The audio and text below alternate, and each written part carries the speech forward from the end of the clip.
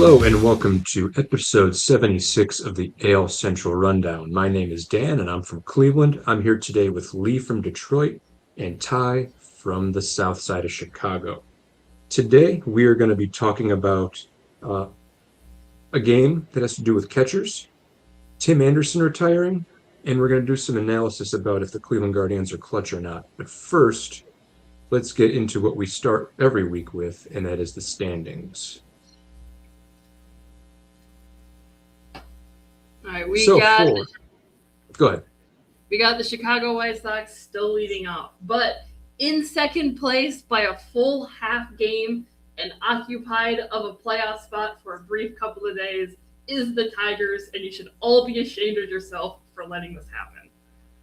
Right there at 60 and 63 because they're allergic to being 500 apparently.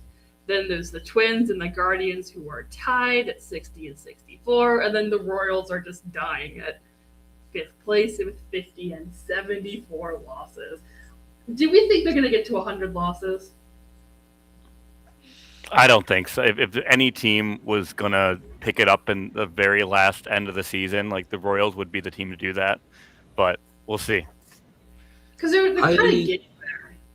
I think they're going to flirt with it. There'll be 98 losses, 101 losses. They'll be in the range. I consider that a coin flip, quite frankly.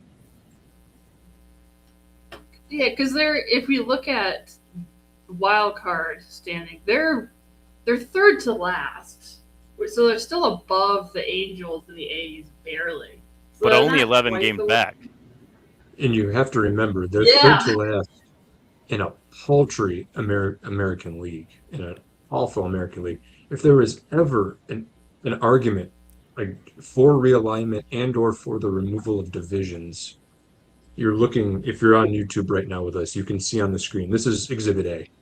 I mean, you've got a team below 500 in the final wild card spot right now, and a whole host of teams right there around them.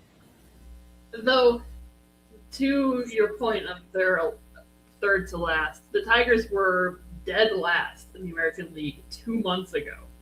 So that happened. And then you look at run differential. It's just so stupid. So yeah, what are we doing? There were always good bones with that Detroit team. It just felt like we've said, they weren't doing the little things, and maybe one, I think some pitching has helped cover some of that up, and two, I think they've started doing them a little bit better. But I'm sure you'll talk about that more as we go on. Yeah, the White Sox they would get a first round bye. Ty, what do you think on that? The first round bye would be very, very beneficial for us. I think you would play the winner. I always forget how it goes. So it's 2 plays the winner of 3 and 6, which would be Yankees or Rangers. That works for me. You want to play the Yankees in the playoffs? The only ones I don't want to play in the playoffs is Boston. But then again, I also do want to play Boston because we got swept by them. We lost 6 games, did not win 1. But that would be really cool to really bring it full circle and beat them in the playoffs. But I don't really want that to come to fruition. I just like your confidence in general. I mean, why not have the confidence now? You know, like we've been asking this question about, like, are the Sox kind of good? Except for like 4 months. I mean, at this point, I have to be confident in them, right? These are the 2 stats that make me not confident because. Well, if you look at the away stats for the last month or so, it literally does not matter. We are 500, if not better than 500. Okay, so it's improved. Yeah, it is 100% improved after Murakami came back from his injury. So, yeah. Mm-hmm. Okay, that's that at least. But the 18 and 27 against teams above 500 does not bode well. But that's getting maybe a little bit too into the nitty-gritties. Take the 6 games away from Boston, then we'll talk. Okay. Guardians are in 4th or 3rd, depending on how you want to count it, which it almost seems wrong. Like, I don't look at them as a 4th place team, but like they're playing like it, I guess, right? You just nailed it. They have played really since since Jose Ramirez came back, they have played like a fourth place team. And so I think they're kind of deservedly there. And I don't, that could turn around. There's still time left, but time's running out fast. And so it's got to happen soon. We talked about that last week, and we were a week further into the season, and nothing new has really shown other than a nice solid win last night against San Diego. Yeah, 3-7 in the last 10, 4-6 for the Twins, and then Tigers and White Sox are both 5-5. And that's the San Diego team that's actually been playing better as of recent, as to my understanding. So, yeah, still suck. They've hit the ball well in the last brief period here. The Guardians did one hit them last night, and the one hit was a bouncing ball that hopped over Nathaniel Lowe's head at first base into right field in the first inning. So it wasn't exactly a scorcher in any means, but that was a good day. Yesterday was a good game. They need to have a lot more of those, though, in the next 6 weeks. Yeah. I want to get into some stats now. The White Sox are leading the AL in terms of runs scored. The Twins at third, Tigers at fourth because they've started hitting the ball fairly well lately. And the Royals are in 10th and the Guardians in 13th, which is a slight improvement from where they were at 14th recently. Indeed. God, the ALCS last year was just cursed. Look at the Jays and Mariners. What are they doing? I don't understand what happened to either of those teams this year. I don't know. I think for the Mariners, it's just everyone's Kyle Raleigh went from an MVP candidate to sucking. So there's that one. I think the Blue Jays had a similar thing as the Tigers, but they just got super injured. Well, but Vladdy Jr. not performing for a majority of the season. Like, come on. Yeah. I think they were also super injured, and Vladdy is underperforming. So, I mean, you look at the bottom four teams in that AL runs list, and to that point, Raleigh, the best players on those teams, Raleigh has to perform. Vlad Guerrero Jr. has to perform. Jose Ramirez has to be on the field and performing. Even Texas, Corey Seager, been hurt a lot. Stars need to play well in order to score, and some of that's just not playing well, and some of it's health. But the Rangers are currently a playoff team. Indeed. There's that. It's just weird. I want to see if you can sort by home runs how this looks like. Because the Yankees are leading, obviously. But then White Sox, Tigers are in fourth there, too. White Sox are obviously hitting a lot of home runs. We are a very slug team. If we slug or we don't show up. Yeah. Very reminiscent of our old 05 to 2012 teams.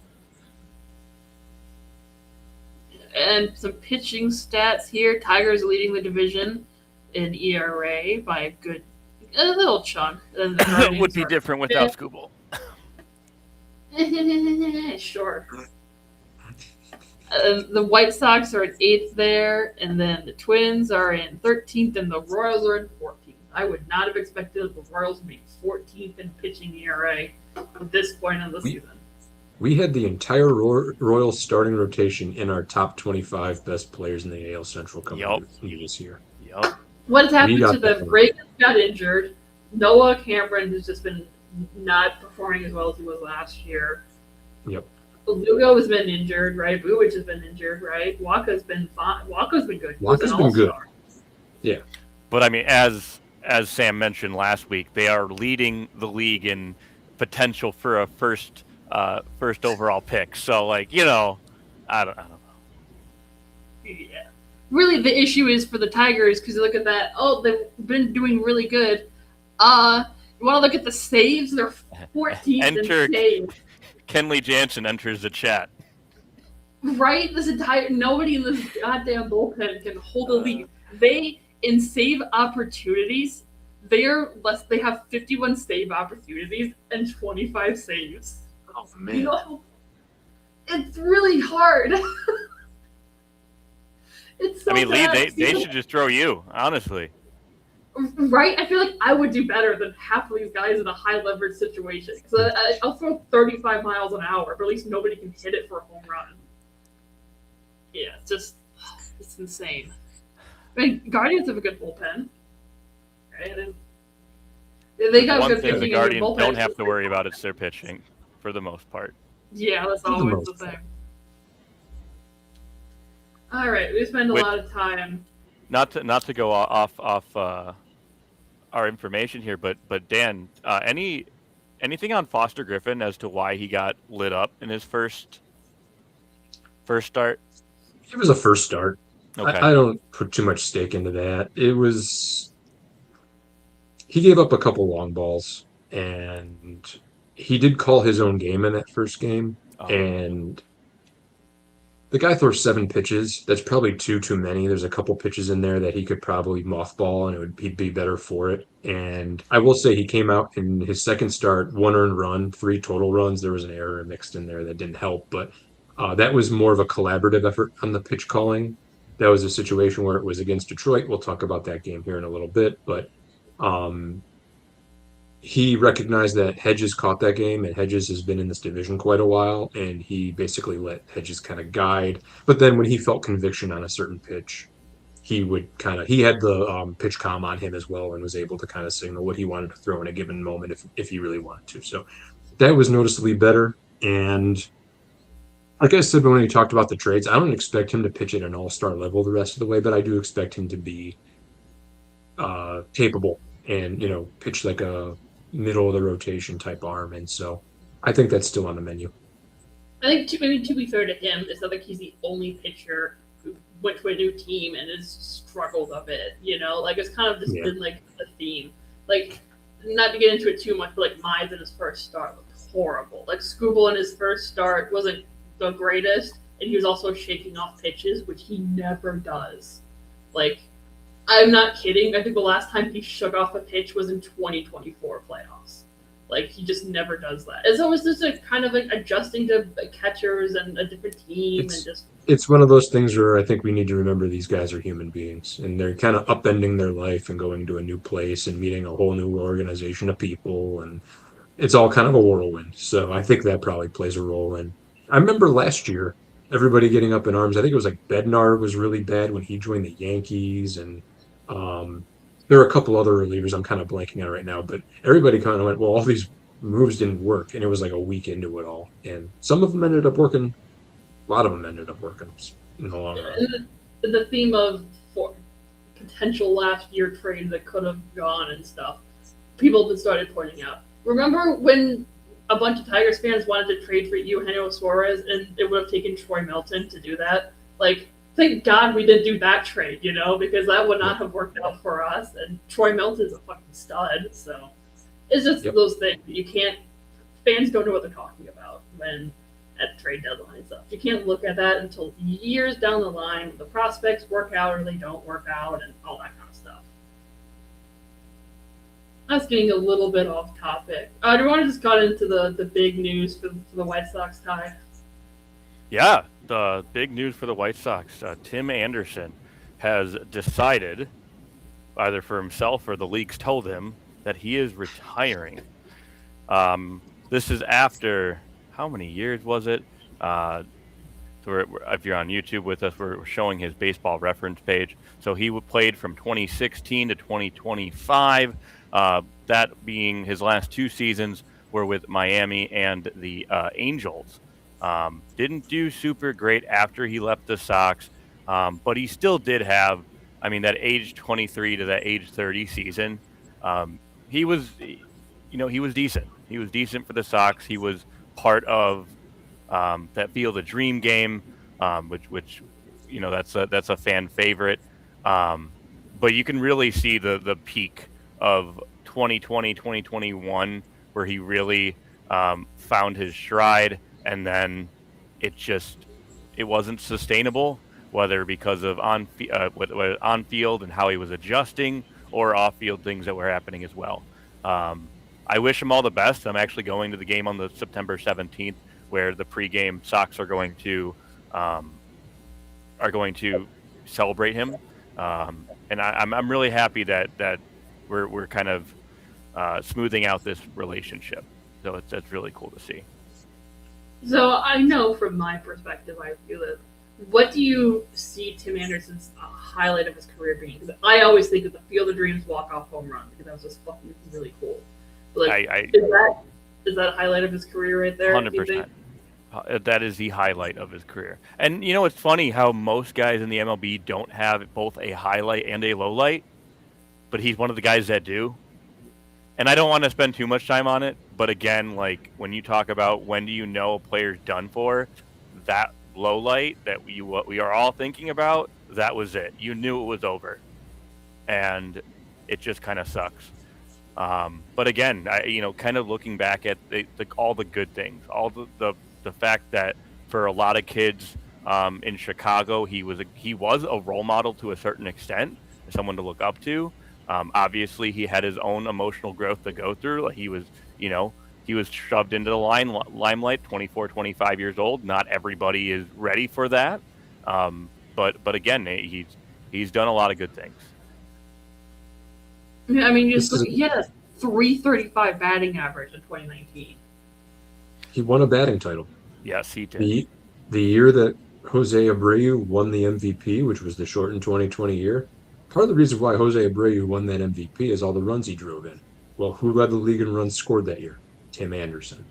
So he was I think it's almost a bit of a shame to kind of distill Tim Anderson's career down to one highlight and one low light in the Field of Dreams home run and the Jose Ramirez altercation, when he was a really good ball player, and it was kind of it wasn't long lasting. It wasn't, but he had a moment, and I think that deserves to be respected. And I'm not saying, Ty, that you weren't doing that. If anything, I think you were, but I do think it's kind of a shame that all that's going to be overshadowed. He was a solid ball player there for a while. And one other thing I was kind of curious of, I see 10 years listed here on his page, but it wasn't 10 years worth of service time. Unfortunately, he got a little bit over 8 years of service time, so he won't be eligible for the Hall of Fame ballot or for a full-time pension, for what that matters to folks. Yeah, but pension's the big one. So, but he had a really good career, although kind of a brief one, and despite all the foibles along the way, I respect to him. Other than Luis Ariz, who can you say had an over 300 batting average 4 years in a row? None come to my mind immediately, unless you go to like a Hall of Famer like Ichiro or somebody. But yeah, in the modern era, sure. Check Who? Who'd you say, Lee? Yeah, I mean, I'm pretty sure Miggy did. Yeah. Like, his career Hall of Famer. But even that's 10 years ago at this point. That's maybe true. Not 10. That's but true. It's a handful of years ago at this point. Yeah, that was 10, 15 years ago. So. Yeah, but again, I just appreciate what he meant to the South Side. I wish he was able to be part of this new core. I think he would have had a really good time with them. But again, it's respecting the past and moving forward. So it sounds like he'll be at least part of a team ambassador from this point forward. So we'll see how that works out. Was the relationship rocky when he left? Very. To the point that I should probably know about. I wouldn't necessarily say that, but like again, when you go through I don't want to say the word collapse, but when you go through the collapse from as high as he got as a MLB in terms of pedigree, in terms of, I want to say like a majority of the league, in somewhere in that 19 to 23, like the majority of the league knew who he was. Mm-hmm. Again, like it's not always that someone from the South Side was going to be a household name, and he did it. But again, when he fell off hard. Again, it comes down to being able to voice your opinion while also being respectful to the people that run everything. Yeah. So I think it's very fitting that the game honoring his career with the White Sox is against the Tigers, because he was an absolute Tiger killer. I love it, and I mentioned it in our Discord chat. I was really worried. I was like, wait, this isn't the day we're facing Cleveland, is it? Because that's not a good PR move. Let's not do that. But yeah, August. he destroyed the Tigers. And there was a very good few years there where I very much hated him because he was very obnoxious. I do, as a final note on Tim, there has been at least comments since we just retired Ozzy Guillen's number, comments about Tim. Honestly, I wish they would do it because, and everyone can argue that that's just not the right move to make. But I think what he meant to this organization, he does encapsulate that era of the Sox, and whether you like it or not, they did make the playoffs. They didn't win anything, and that's fine. But again, when you look at players that meant something to the organization, I think he's definitely one of them. So, Would you pick him over if you could only pick one player from that era to retire a number? You'd pick him over like Abreu, for instance. 100%. Okay. Abreu is better, but at the same time, he was not a South Sider, if that makes sense. I don't know. Like, Tim encapsulated who we were at that time. Yeah, I get what you're saying. Kind of the player that represents that era of the team isn't always the best player necessarily on that team. Right. I think if you even think about kind of the previous era of the Indians / Guardians, like you could have an argument about who that might be, but like one of the guys that was good, but maybe not the immediate person that won a bunch of awards would be like Jason Kipnis. Yep. Like as an example. I'm kind of surprised he didn't try to do like any more. I guess he's kind of just done. He's not going to Korea. He's not going to Japan. I mean, good for him for recognizing that and deciding to move on with his life. Well, and in his post, like his conference, I mean, he mentioned like he's spending a lot of time with his family. It sounds like he's finding himself, and I think a lot of that comes down to just that emotional growth, as it definitely has or is occurring, and he's ready to move on. Because you got to remember, I mean, he's at the point where anytime he even steps on a baseball field, he might just have those. I don't want to say trauma, but really it could be. Again, like how many people made fun of him for the incident, and again, like everyone will recognize that he was part of that Field of Dream game. But at the same time, if you're remembered for someone knocking you out on a baseball field, that's something you got to move past. And sometimes the only way to do that is to just get off the field. Hey, he's only 33. He's got a lot of life ahead of him. He's got a lot of stuff to do. Absolutely. It would not surprise me to see him be part of get some kind of assistant role with the Sox at some point. So I will say I was curious talking about kind of the representation of that era and all that. He actually, according to Fangraphs WAR, he had more Fangraphs WAR than any other White Sox from 18 to 23. Now, it's hard for first basemen to accumulate WAR, in my opinion, and so that kind of is a strike against Abreu. He was the best offensive player of that era, Abreu, but I mean, don't discount the fact that Anderson played the hardest, shortstop, and that matters too. Yeah. He was good.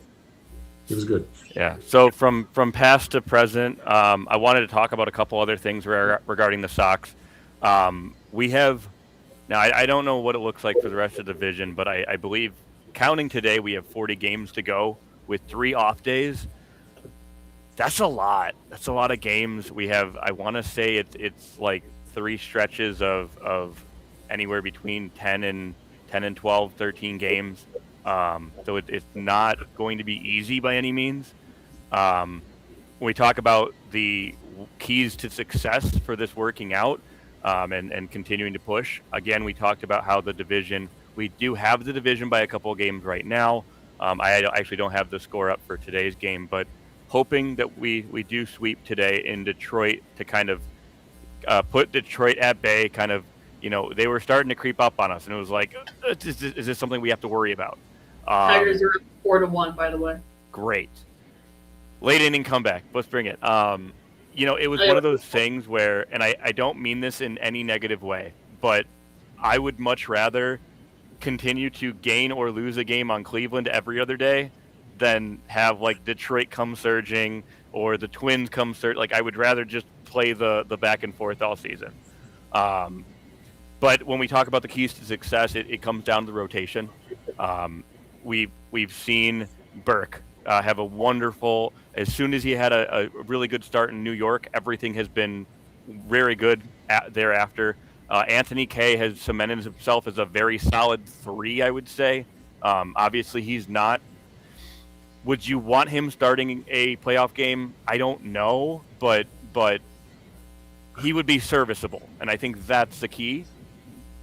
You have our acquisition in the trade deadline at Luis Castillo, who, yes, had a bad outing the first go after 4 or 5 innings, because I believe he was 9 up, 9 down right away. So it was like, okay. Then last start, they told Castillo to really lean into his changeup. They said, they started to put it at bay in Seattle, and I don't have the stats on that. I might want to bring that back for next week, but he brought out the changeup again, and I think he went 7 innings this week. Dan, you're shaking your head. That just makes me wonder why Seattle told him to mothball the changeup in the first place. He had one of the best changeups in the sport in Cincinnati at one point. Like, obviously, I'm not privy to that information. There must have been a reason. Yeah, no. Well, and see, here's the thing.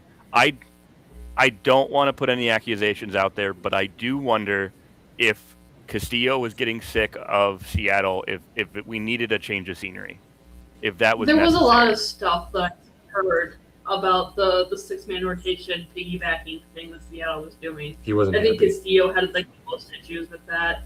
So I could see where it's a situation where Seattle looks at him and says, yeah, he's still a good pitcher, we can still get something out of him, but it's just not doing us any favors to have him around. He does not like being here.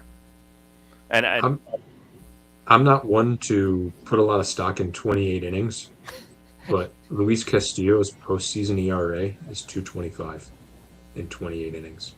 So, and a lot of that's last year with Seattle. Not all of it, but a portion of it. Well, and that's the thing. Even if it comes down to the point where it's every other outing, he's really good, blows up, really good, blows up. That's fine. You're eating innings that the kids don't have to take on. And as I'm about to go into, actually, we talk about a rotation. Again, Burke, Kay, Castillo are the only 3 I can guarantee you are going to continue starts the rest of this regular season. So Noah Schultz was sent back down last week. David Sandlin's been back and forth all season. I'm hoping one of those 2 figure it out and stay up here at some point.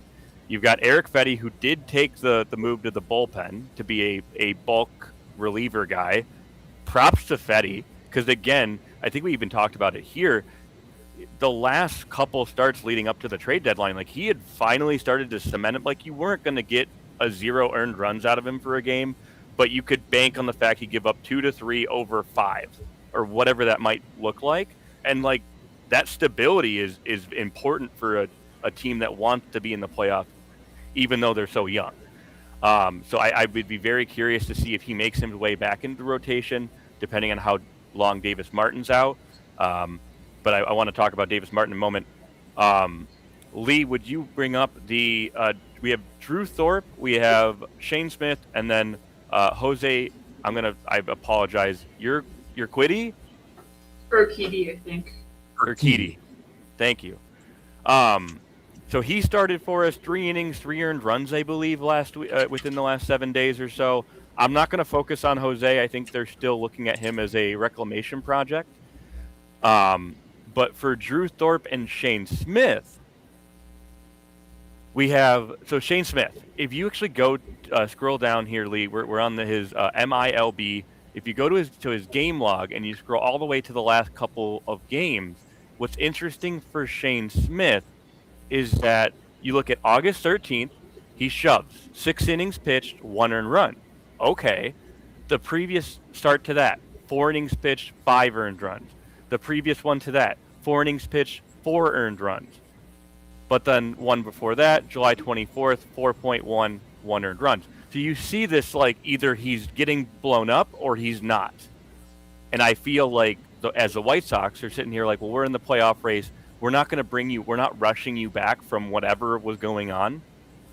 We really want, like, we've seen you in 2 of the last 4 starts, 50% of the time. We see you do what you need to do.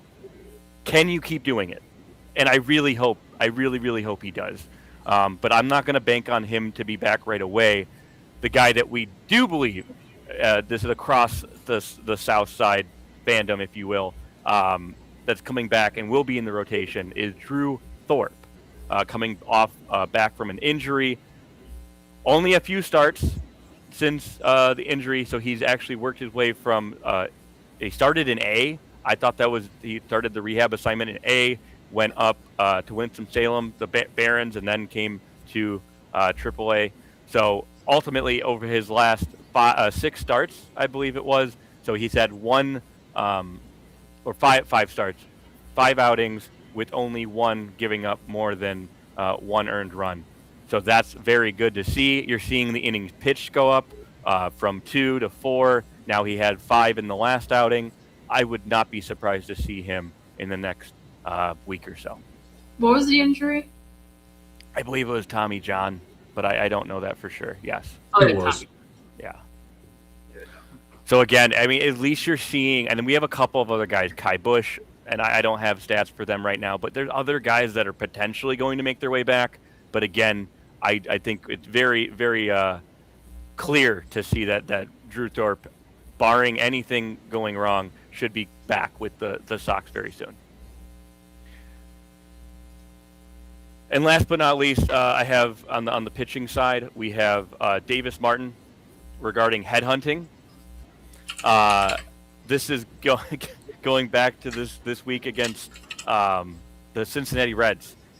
So he's going against Sal Stewart, I believe. Or see, I'm going to mess it up again. Yeah, I think it was Sal Stewart. So he throws the first pitch. It's a fastball at behind his head, and you're looking at it like, okay, that seemed a little off. Like, you could actually see in the highlight that Stewart's just like, hey, what's up? And then Davis like acknowledges it, and he's like, no worries, we're all good. Second pitch. There was some argument in the radio broadcast whether or not it was a fastball or not. I believe it was another fastball. Came up, clipped his helmet. Stewart gets immediately very disappointed. Points the tip of his bat at Davis Martin. He's like, that's 2. What are we doing? I believe he had a home run in the same game, so there was some back and forth on if that meant anything. Davis Martin is not the type of guy to do this. So to hit a player, and again, it just I can't believe that it's anything to worry about.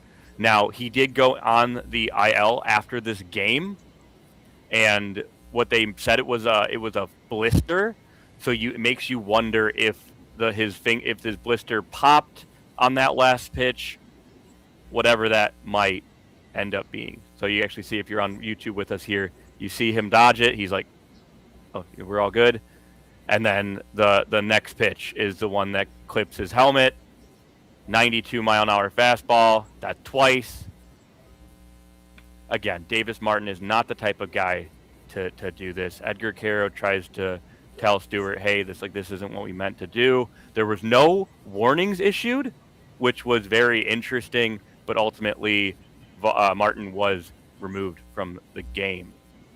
I see in our YouTube chat we have, if it was intentional, what was the reason? Again, based on who Davis Martin is, I can't see it being intentional. And his control has been a little off as of recently. So if it is that blister, that would make sense logically. But if it was intentional, maybe it was the home run. But I really don't see that being the case. Because you had the other pitch where it was like he threw behind the back of another player and then he hit another player beforehand. I think he just didn't have control of that game. I don't think it was I agree. I really do. And there's this instance here where even like Stewart can realize that he's not purposely being thrown at, but he can still be annoyed that two pitches in a row were up around his dome. Like I think that's more like control the ball, bro. Like there's an element to that as a hitter where like I'm standing up here vulnerable, man. Like this is a brotherhood. Don't be reckless. And so you could even I could see a world where Stewart isn't upset because he thinks he's being intentionally thrown at. He's just upset because he's trying to make a living and he's getting balls thrown He at his got hit head. in the head. And that's the other thing. If it was intentional, I feel that Davis would be throwing on his back on the backside, where you typically see that happen, right? You got some tushy area of the body to hit. Go ahead, do that. You're not intentionally trying to hit somebody in the head. That's just not. That's not it. For example of one that was intentional, a couple weeks ago, the Tigers were playing Seattle. First of all, a little bit of Brian Wu was like hit 3 Tigers batters. It wasn't; they were not bad hits. It was like the foot, like barely great. It was like, but like you're still getting hit. It still fucking hurts. It's still annoying. Later in the game, Cal Raleigh gets hit. It was like a bad hit, but it was like obviously again not intentional. It was a 1-2 pitch to the leadoff guy batting 160. It was not intentional, obviously, but the Mariners got super pissed about that. Next inning, I forget who it was, Fire, I think it was, throws at Torres inside, way inside, misses, and Torres is like, oh, so here's what's going on. And he like told Cal Raleigh beforehand, that was not intentional, you good. And then he looks over to Spire and is like, dude, come on. Next pitch, again, way inside, hits him. And like, okay, see, that was intentional because you can just tell because there's all the background stuff going on, and it's just all about the context. But like in this case, I think he just didn't have control, like because he was throwing like the first pitch to Stewart in that at bat was like 2 feet above his head. Like if he was intentionally head hunting, he would be a lot closer than that. Well, and here's the thing. Look, and obviously, I think the three of us are part of a new generation of fan where it's not our dads who were kind of ingrained in that very gritty, like, I'll hit you because I want to game. It's not worth it. It really isn't. Again, I don't want my pitcher. The best way I can state this is I don't want to be alive for the day that a fastball hits someone in the head and it kills him. I don't want that to happen, and it's scary that could happen any single day. Yeah, I think to me, pitchers intentionally throwing at guys is kind of just part of the game because I watched, I forget what video it was, but Trevor May, he had a video.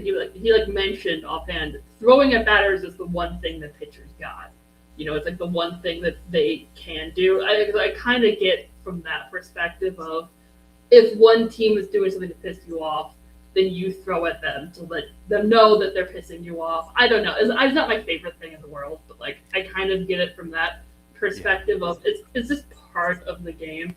I think also we've kind of gone a little too overcorrecting, and people will get like really uppity if you throw inside. Like, dude, this is fucking baseball. They're gonna throw inside. Right. Like, stop getting. I get that it's upsetting if you get hurt all the time. Yeah. But like, they're not gonna just not throw inside to you because you said you don't like it. Like. Well, and you look like someone like Contreras on Boston. Like, you set up on the inside. Yeah. I'm not worried about if you get hit or not. And plus, you're bulky enough, you can deal with it. But again, I mean, Dan, what's your perspective on the throwing at guys? I'm here for the drama. And I'll give you an example. I'll give you a different example that isn't throwing at people. But a week or 2 weeks ago, I think it was 2 weeks ago, Gavin Williams had a perfect game through 5. John Boy just did a video on this recently, if anybody follows him. Tim Towel comes up for the Arizona Diamondbacks in the top of the 6th and tries to lay down a bunt. And there's a whole thing about is that kosher or not to try to bunt. And it seems like the consensus is once you get to the 7th, that's when we start kind of playing it straight and you can't do that kind of bunts stuff. After the 7th, right? But I'm not trying to have kind of a grander conversation about that. This is just the example I'm using. The Diamondbacks are like, what's the problem? We're trying to win a game here. And the Guardians are like, Guy's got a perfect game, man. Why don't you play this straight? Why are you trying to cheap out and bunt for a hit? And my response is everybody is justified in feeling the way they feel about this. I Oh, am fine with the Diamondbacks being like, we're just trying to win a game, and I'm fine with the Guardians feeling a way about it. This kind of stuff is good for the sport in not a manufactured sort of way, but like, I don't know. I don't think there has to be one right answer to this kind of but thing. no I think one's that's being kind of hurt. No one's getting hurt in that situation, and that's my justification. And if I you're do gonna throw appreciate your like, hey, whatever side you're on, do what you want. People are talking about it, but and to bring it back to the original conversation, I got no problem with throwing at people. Don't hit them in the head. And as our viewer Tyler mentioned here, I appreciate you, sir. Yeah, own up to it if you're doing it. Like I agree with that. Like don't play both sides. I But think. Sorry, I knew you interrupt. that's to me like if you feel away something happened earlier or something, if that's one of the ways that teams and players can still quote unquote police the game. And I am fine with that. Just don't hit anybody in the head because that's messed up. Yeah. I like the idea of owning up to it if you're gonna intentionally throw at someone. I think also the reason that people don't is because you get a longer suspension for that, and so it's just. Yeah. yeah. But like I get, but like you can say things in post game interviews that make it obvious that you intentionally threw at someone without saying the words. Yeah, we threw at him. You know, but there's ways you can do that. So. Most definitely. And again, just to close this topic out, so Davis Martin did go to the IL. So again, he hasn't been as good in the second half. I mean, even after June, mid-June, I want to say, he really hasn't been the same pitcher. I do wonder if whether it's blisters, whether it's arm fatigue. Like I believe he's probably up there in terms of innings at this point. So again, I wish the guy the best. I hope he goes through, has a good recovery, comes back and joins us back for the playoffs because that's he is a very an important part of our rotation, and we actually have Baseball Reference up on the screen here for regular season pitching, his game log. So he gives up his first like major more than 4 runs. The first time he does that for the season, it looks like is June 2nd. And then after that, he finds it for a couple games and then he loses it again. So again, it really makes me wonder. The month of July is just 3 innings, 2 runs, 4 innings, 5 runs, 5 innings, 1 run, 5 innings, 4 runs, 6 innings, 4 runs. He's just giving up so many runs. He was definitely way more consistent in the first 2 months of the season. I will say I don't think it's ridiculous for the White Sox to think, whether it's the blister, whether it's arm fatigue, whatever the case may be, let's have him sit down for 10 to 15 days and rest and let the finger heal. And there's a potential that he comes back and he's a little fresh and things are a little bit better. I don't think it's a guarantee, but I don't think it's absurd to think that could be helpful. And I think that's the important here. Sorry, Lee. This is interesting. For anyone who watches Twins territory, Dan Hayes and Tyler Duffy confirmed that the Twins threw at Mercedes back when he hit a homer off a position player. Was that the Tony La Russa got super pissed about that? Was that your you know exactly what it is, Lee. Okay, no, I wasn't 100% sure. It was a while ago. May he rest in baseball peace. I got a soft spot in my heart for your mean Mercedes. The 20, I don't even know what year it was at this point, but what March and April 21? All-Star for the White Sox. That was so fun. Moving forward, I'd like to play. The last thing I'd like to do regarding the Sox is play a little game with you two. Are you into that? You want to play a game really quick? Well, if you don't want to, we're going to. So, all right, here we go. I'm going to share. We're going to share on the screen here. I'm going to show you Baseball Savant's comparison tool. I'm going to give this a second to load up. I have the 6 the 6 catchers that have worked for the White Sox this year. And the game's going to be the following. We're going to put these guys in order, or you two are going to put these guys in order as to how many games they've played for the White Sox this year. But before we do that, I want to make a few comments. So number one, Jake Rogers has just joined the Sox recently as his 4th team of the year. Uh, Honestly, Lee, you'll be able to provide the audience a little bit more information about Jake than I will at this point. But I'm going to save that one. Edgar Caro, he is actually optioned again to put Jake Rogers in our lineup. And just to call out, I didn't say this about Cincinnati series. There was mumblings of the Reds from the Reds announcer. He said something about Caro tipping Davis Martin's pitches, which was very, very interesting. And I'm very curious if more comes out on that. Drew Romo, I just want to say that apparently the pitchers, our rotation really likes having Drew Romo here. Whether or not he's good on offense or not, they really like it, whether how he calls games, his defense, whatever it ends up being. They really do like him.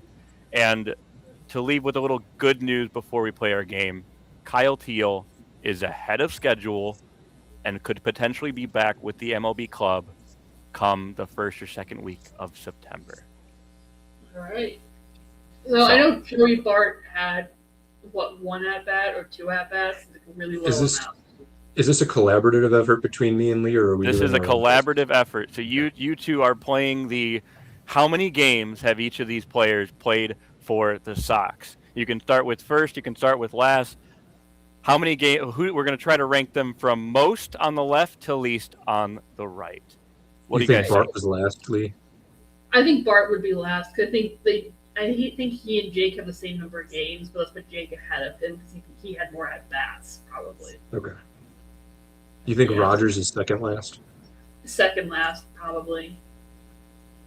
This is not counting today, by the way. Keep that in mind. Okay. I don't know if Rogers is in the lineup today for the White Sox. So I think Caro caught a lot of games early in the year, so I think he's number 1.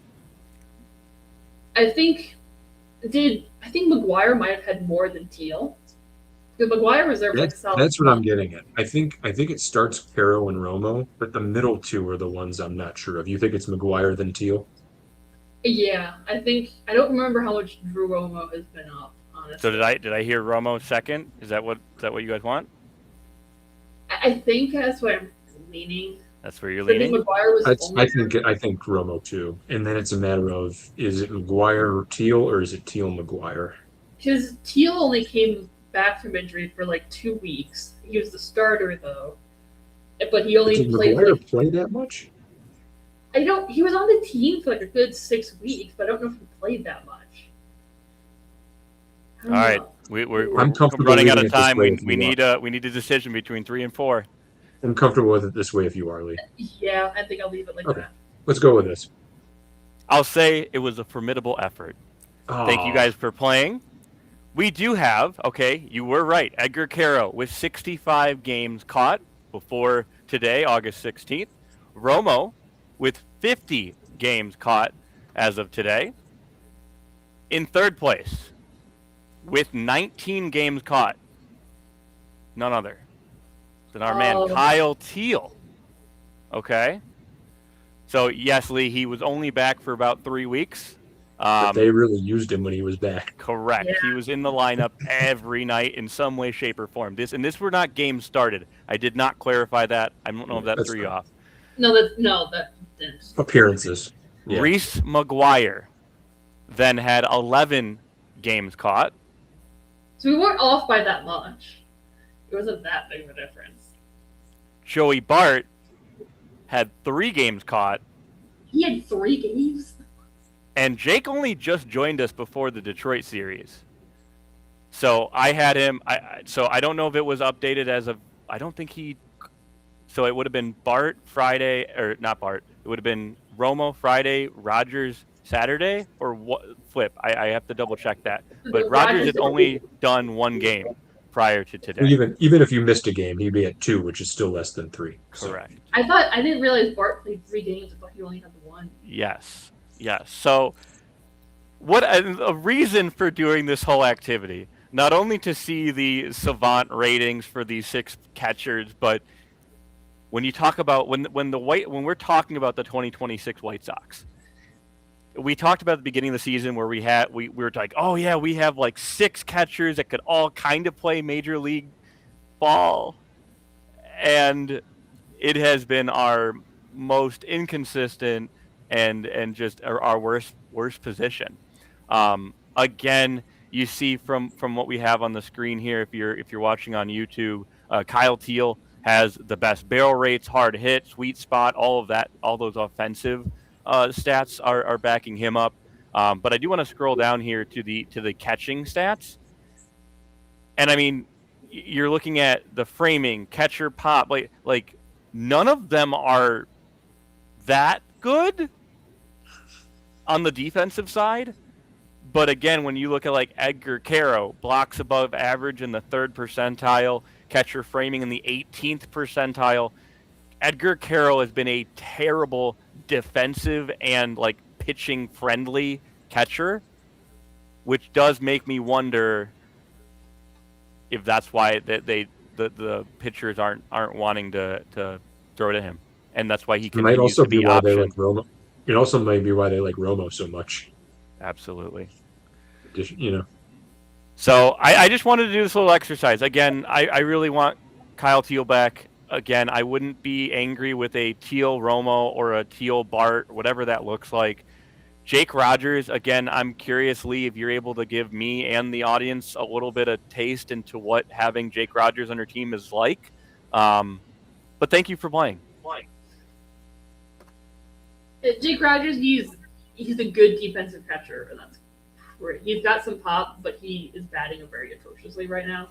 He's like 150 in the past 2 years, but the defense is there. He's like pitchers have always loved him catching, so like he's very good in like calling games and that type of stuff, and like working with the pitching staff.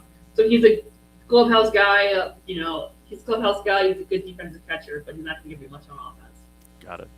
So he's another Drew Romo, if you will. Yeah.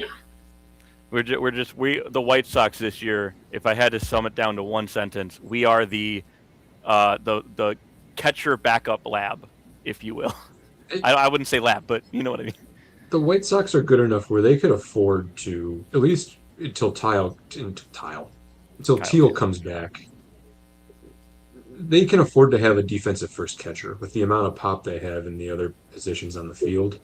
I think that's fine. In fact, I think they should have just gone that way in the first place. They wanted to see what Caro was about, and I get that. But with that not working out, they should have just leaned into Romo or whoever they felt most comfortable with behind the plate. Yeah. Any more news for the White Sox before we go to That's about it on my end. I have one thing I wanted to mention. And Ty, you started with you've got 3 off days and 40 games left. This will infuriate you. The Guardians have 3 days off in August yet, Ooh. and then 3 more in September, and also have the easiest strength of schedule the rest of the way. But they've had the easiest strength of schedule since the All-Star break, and it hasn't done them any favors. So that's a little. They still got to execute and make the most of that. Again, And so I'll far make they my haven't. opinion very, very clear here. Dan, I would rather fight with you for the division the rest of the year than anyone else. That's very sweet, Ty. I appreciate that. I feel like a backhanded compliment. I'd rather be the I don't know Guardians. The what that's Tigers about. should be dead, Lee. Playing well at The all. Tigers should be dead.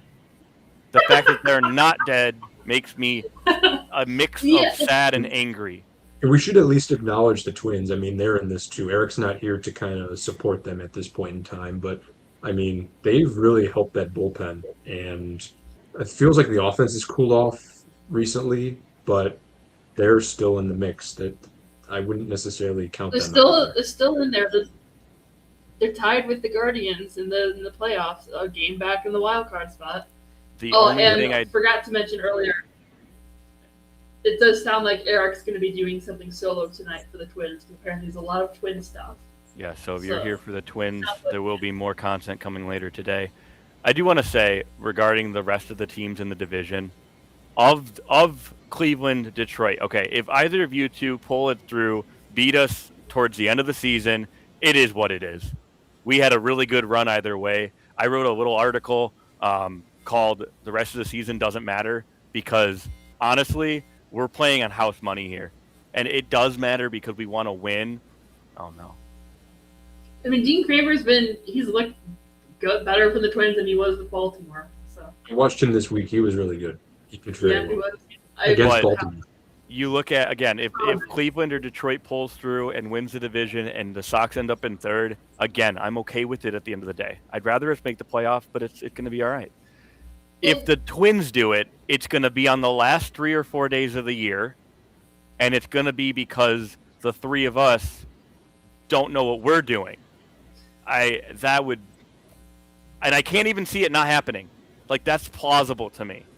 Yeah. I think I'll say this at this point in time. I think the White Sox are making the playoffs. Like even if you don't win the division, I don't see a world where you somehow don't finish above this weakling American League's wild card race. One of us has to make the playoffs. Someone has to. Someone in this division has to make the playoffs. That's the way the rules are made. Ladies and gentlemen, this isn't even the worst division in the sport. The AL West is just as bad, if not worse. Oh yeah. Everyone likes to joke about the AL Comedy Central, but oh yeah. We also got in the chat, he said, for the Twins, Braves and Padres next week. But the thing is, with the Twins, is that, that 0-6 against the Braves and the Padres is realistically 4-2. Just because.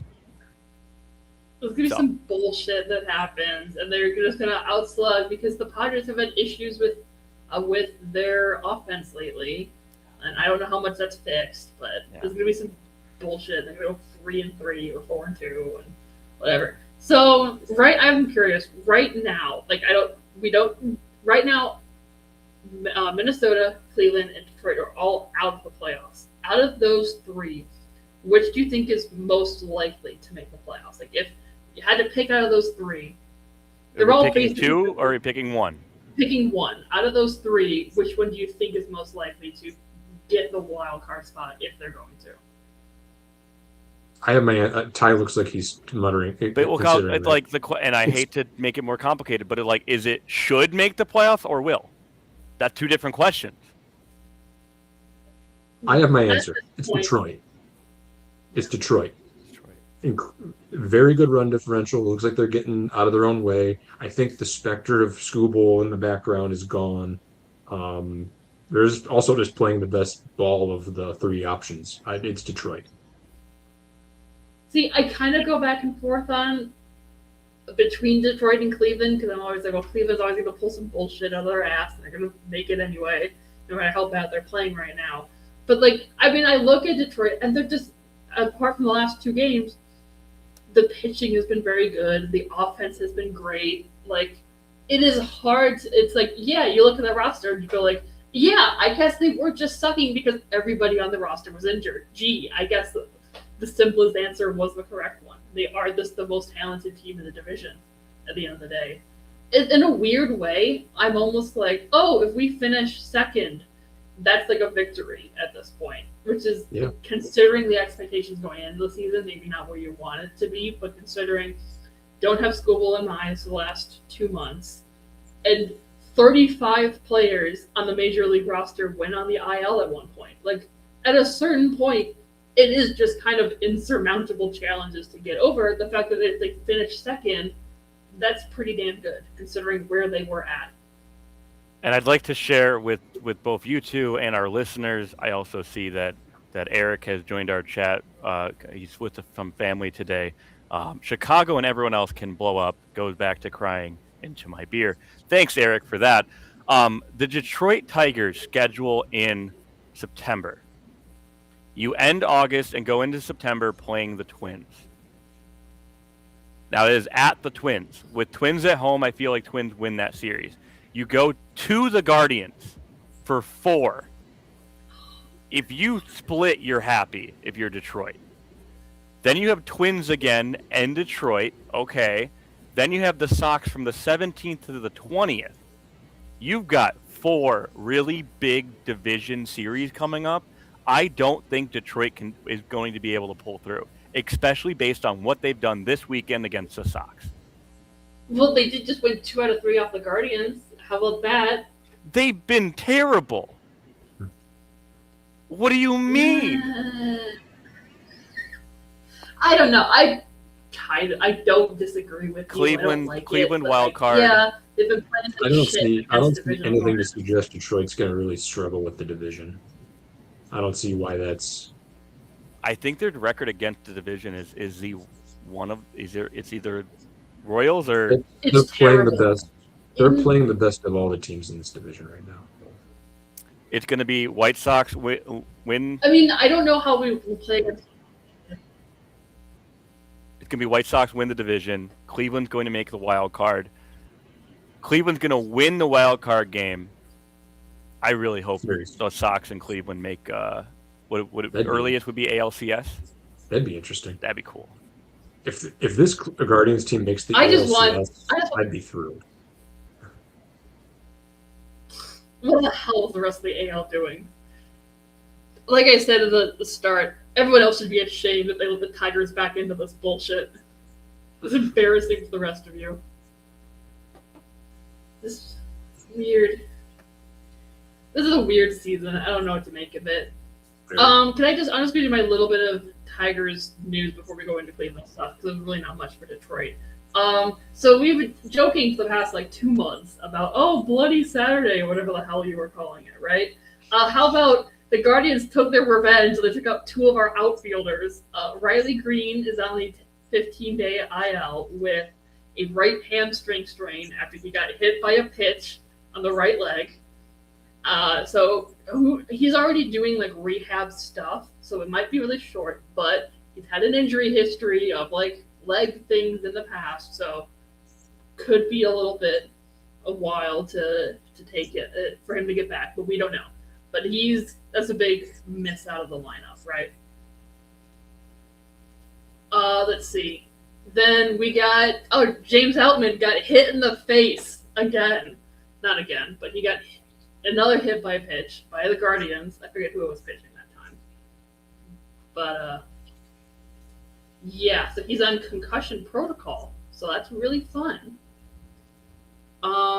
So not really any word on how long that's going to be. It might just be a week. But in return, we brought up Corey Julks, who has had interesting career. He's played a little bit in the majors before, but he's been sitting in Toledo and been doing pretty well. And we also brought up Trey Cruz, who did not play a game and then got DFA'd, and we brought up Brett Callahan today. Is it just guys we need to fill outfield spots because we don't have anyone else to play outfield? We have Ben Malgiri, who's been filling in. Zach McKinstry, he plays a really good right field. But most of our outfield has been playing in Toledo for most of the season. So that's a good gauge of how that's going right now. Our outfield health is. I almost forgot. Wenzel Perez, remember he got hit in the face with the exercise band thing? He was removed. Go ahead. Go on, Lee. Am I lagging a lot? A little bit, yeah. Okay. Okay. But Wenzel Perez was removed from his rehab game because he was having vision problems. So that's a bad sign for everybody involved because that's oh shit, he might not play baseball again type of injury. Yeah, you know? And I do want to say when I talk bad about Detroit not making the playoffs, it comes down to they've almost everyone has had some kind of injury this year so far in Detroit. Can they keep it together for another 40 games? That's my question. I guess that's a good point. They have to stay healthy at the same time.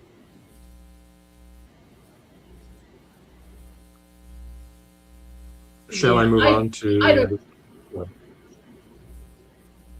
Yeah, look, our outfield is better. The team's just better when Riley Green is playing. The team is not better when we got guys like Brett Callahan playing for the first time or Corey Julks. It's just not optimal. So we'll see. It'll be interesting to see how everything goes for that. But whatever. That's really only Tigers news that I got for now. So how will we go to Cleveland? I'm sorry if my video was acting up because I think I was lagging a lot. My internet's not liking me. so I'm just going to No go worries. voice only for a bit. Dan, you want to lead us into the recaps, or do you got something Hope else I- important? Oh, hope I wasn't too I got bad something there. else. I've got something else. So, in preparation for this show every week, I tend to just kind of look around the internet and see what people are saying about the Guardians. Sometimes it's positive, sometimes it's negative.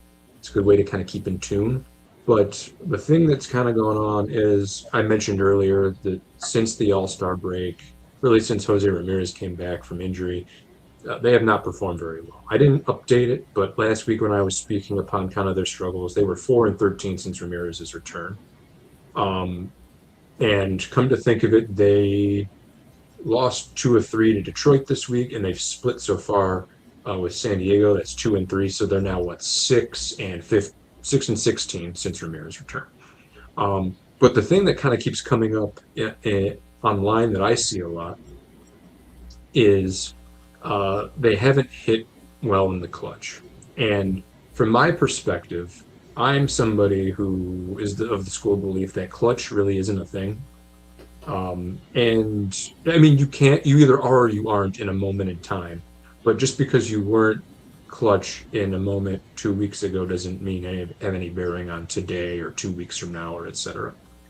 So I've heard this and I've heard this and I've heard this lately. And my thought was the Guardians aren't not hitting well in the clutch because they're unclutched. The Guardians aren't hitting well in the clutch because they're just not a very good hitting team. They haven't been all year. They're 28th in WRC plus. What would you expect? Why would you expect the results to be different in this certain subset of time? But with that being said, I wanted to look into this a little bit, and I'm going to do my best to share my screen. I only have one screen, so it's going to take me a minute here to do this. Let's see. So bear with me. I apologize. This is great radio right now, but allow. Let's go here. Let me know if you can see the screen, this slide that I have up. Looks like we're still waiting for it. Well, as that comes up, I'll start kind of speaking to this a little bit. The Guardians are overall, in totality, they're 27th in batting average this year. I know batting average tends to not be the best measure of offense. I'm using in particular for this because actually reaching base via hit matters in what I'm worried about. I'm worried about driving in runs. I'm worried about driving runners in from second and third base, and you can't accomplish that with a walk, typically. So I wanted to look at that, but I also looked at WRC plus, obviously a more holistic measure of offense that weights all the different outcomes. For those of you who may not be super familiar with that stat, 100, if your WRC plus is 100, that means your league average. Anything lower is worse, anything higher is better. That's the basic premise of WRC plus. They're 24th in that overall over the course of the season at a WRC plus of 94. So a little bit below average. And then I did a bunch of different Fangraphs has a wonderful tool with different splits. I looked at runners in scoring position. I looked at seventh inning or later. And I looked at high leverage, what they refer to as high leverage situations, which is there's another stat called win probability added, which basically talks about how much a certain play changes a team's ability to win a game. The instances where there would be a big swing in that are what that measures. Or you can just look at it as what high leverage means, which is really important moments in a game. So those are the three things I looked at. And the Guardians were somewhere between 27th and 29th in all of this stuff, both batting average and WRC plus, whether it was runners in scoring position, whether it was seventh inning or later, or whether it was high leverage situations. So, but the one thing that stuck out to me in this, because being 24th in WRC plus and 27th in average is pretty comparable to being 27th to 29th and all this stuff. The one thing that stuck out to me was the Guardians in high leverage. Not because of the way the rankings changed. They were 28th in both of these things, which is still low, but comparatively low to where they were overall. But the significant change in where they were in comparison to the league average in these points in time. Yes, they were 28th in batting average, but they were more than 20 points lower than the league average. They hit 220 in high leverage. The league average is 241. In WRC plus, their league average is 96. Theirs is 77. Again, nearly 20 points lower. So it's almost like it's relative in a way. Like, yeah, you're 28th, but this case, 28th is a lot lower than 28th is when you look at kind of the whole season. This 28th is a worse 28th than just over the course of the entire season. So that to me really stuck out, is that they have not been effective in high leverage in general, which led me to, okay, well, which players affect this the most? Who if they have been so poor in quote unquote high leverage situations, who's the culprit? Who's been doing this? And so I looked into the individual players, and there's a couple good news stories here. Like Brian Rocchio is having an excellent season and has kind of cemented himself as the Guardians shortstop for the short and medium term. And he's had a very good season in high leverage. 126 WRC plus is very strong. But once you get past him, we've had kind of a tale of two seasons with Stephen Kwan. He's been league average in 49 plate appearances, 97 WRC plus. But Travis Bazzana, 74. Kyle Manzardo, here's a reason he's in AAA, 36, which is abysmal. Chase DeLauder even, who's been overall very good, 77 WRC plus. A full 23 points below a league average. One other good news story, Angel Martinez is also having a very good year. His WRC plus is 124. Rhys Hoskins, 108. Not bad. There's a reason why Hoskins has stayed on this roster after being a minor league invitee in March. And then the one that I could not get past was Jose Ramirez, who's WRC plus in 37 high leverage plate appearances, is 21. Which is, I don't know that there's a player I can compare him to in the major leagues right now that hits that poorly overall. Not good. It's really bad. It's not from your cornerstone player. That's just unacceptable. And that's a good word for it. And it's 1,000% unlike him. So with that, I looked specifically a little bit at Jose. I was just curious. He has been hitting the ball in the air in high leverage a lot. 62% of the balls in play for him in high leverage situations have been fly balls. That's 14 percentage points higher than when you include just his entire season, his entire diet of balls in play. And for his career, he's never been above 50%. The really striking thing to me, though, is with that high of a fly ball rate in these situations, not a single one of them has been a home run. Zero. And to that point, though, the one thing I'll say kind of in his favor is the other thing I looked at was Fangraphs does a nice job of they tell you soft contact, medium contact, hard contact. There wasn't anything that stuck out to me in that. It wasn't like he was really high on soft contact or anything like that. It was pretty much middle of the road the whole way, which suggests to me that, well, yeah, he's hitting a lot of balls in the air. Some of this is just bad luck. Like some of this is just he's not the random variation hasn't led to him getting doubles or getting the home runs that he needs or that the team needs. So with that said, last thing on this, in the grand scheme, I look at this. What we're really talking about when we talk about high leverage for the Guardians is about 11% of their plate appearances over the course of the season. That's it. One out of every 9. But their WRC plus in those moments is 77. And because they're high leverage moments, because they're moments that swing the course of a game, they're so heavily involved in whether a team is likely to win that game or not, they have an outsized impact on the outcome of the games and the outcome of the season. So they're consistently like a 96 or 97 WRC plus when you look at the opposite side of the coin, when you look at the lower medium leverage, when you look at the earlier innings of the game, when you look at no runners on base. They're just below league average, which with their pitching, they should be a playoff team if they can be about a league average offense. But the fact of the matter is, when it's mattered most, they have been significantly worse. And that's how you end up 60 and 64 right now with this squad. And on the one hand, you can say, well, they've really stunk and they've been bad in these situations, and there must be something to that. I kind of land back where I started, which is, yeah, this is all true, but is this really replicable? Is this really like just because they've been bad for this period of time, that isn't, does that have a bearing on tomorrow? Does that have a bearing on next year? I don't think it does. And so let me kind of speak out of both sides of my mouth. I think to a point that can be mental, and I think that can be um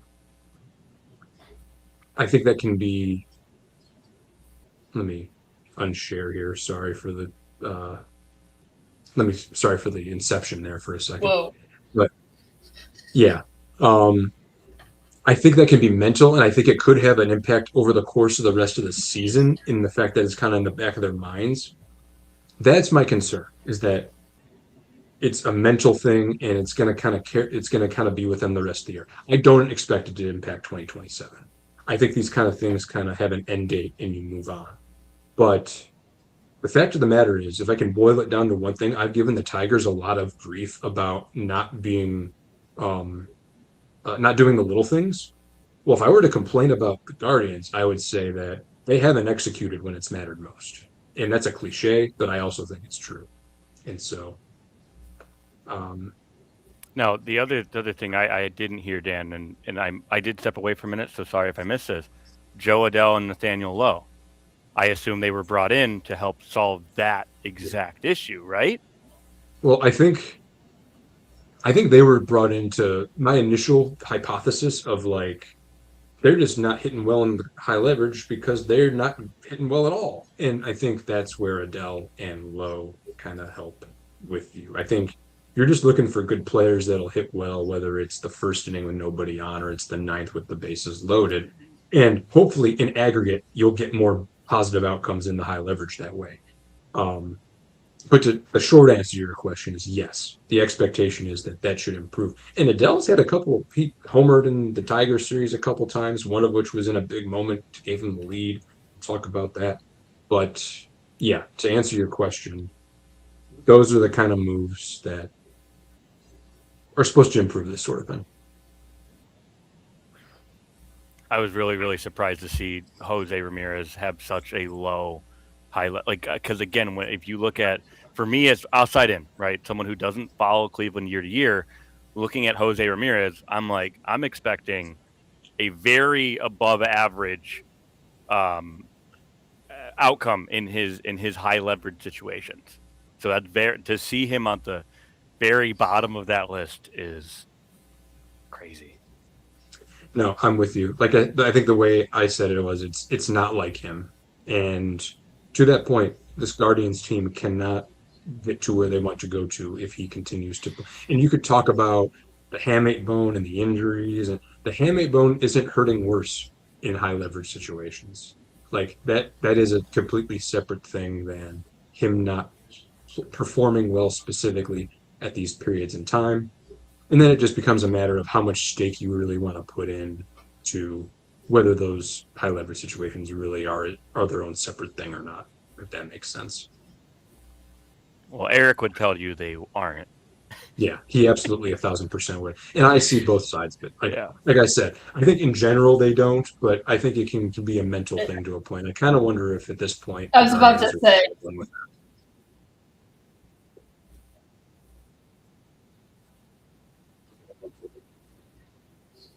But that's what I had about the Guardians I this was week. also Like I said, wondering how much is impacted by Stephen Kwan not being Stephen Kwan.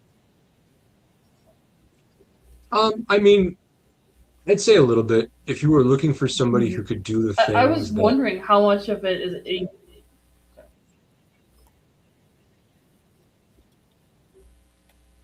I think that's part of it with Quan. Um, I think that he is somebody who, with his bat to ball skills, is capable of doing even if he doesn't get a base hit, he can move a runner, he can drive a guy in that's on third with a ground out. Like, so for him to be him improving, I think, is a step in the right direction, but it is just 1 out of 9 slots in the order, and it can only do so much.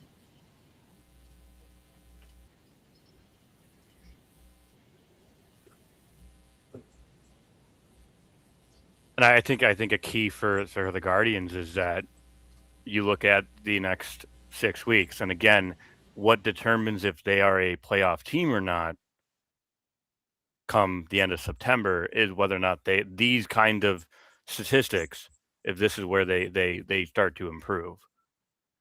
Yeah, I think for me, it didn't so much.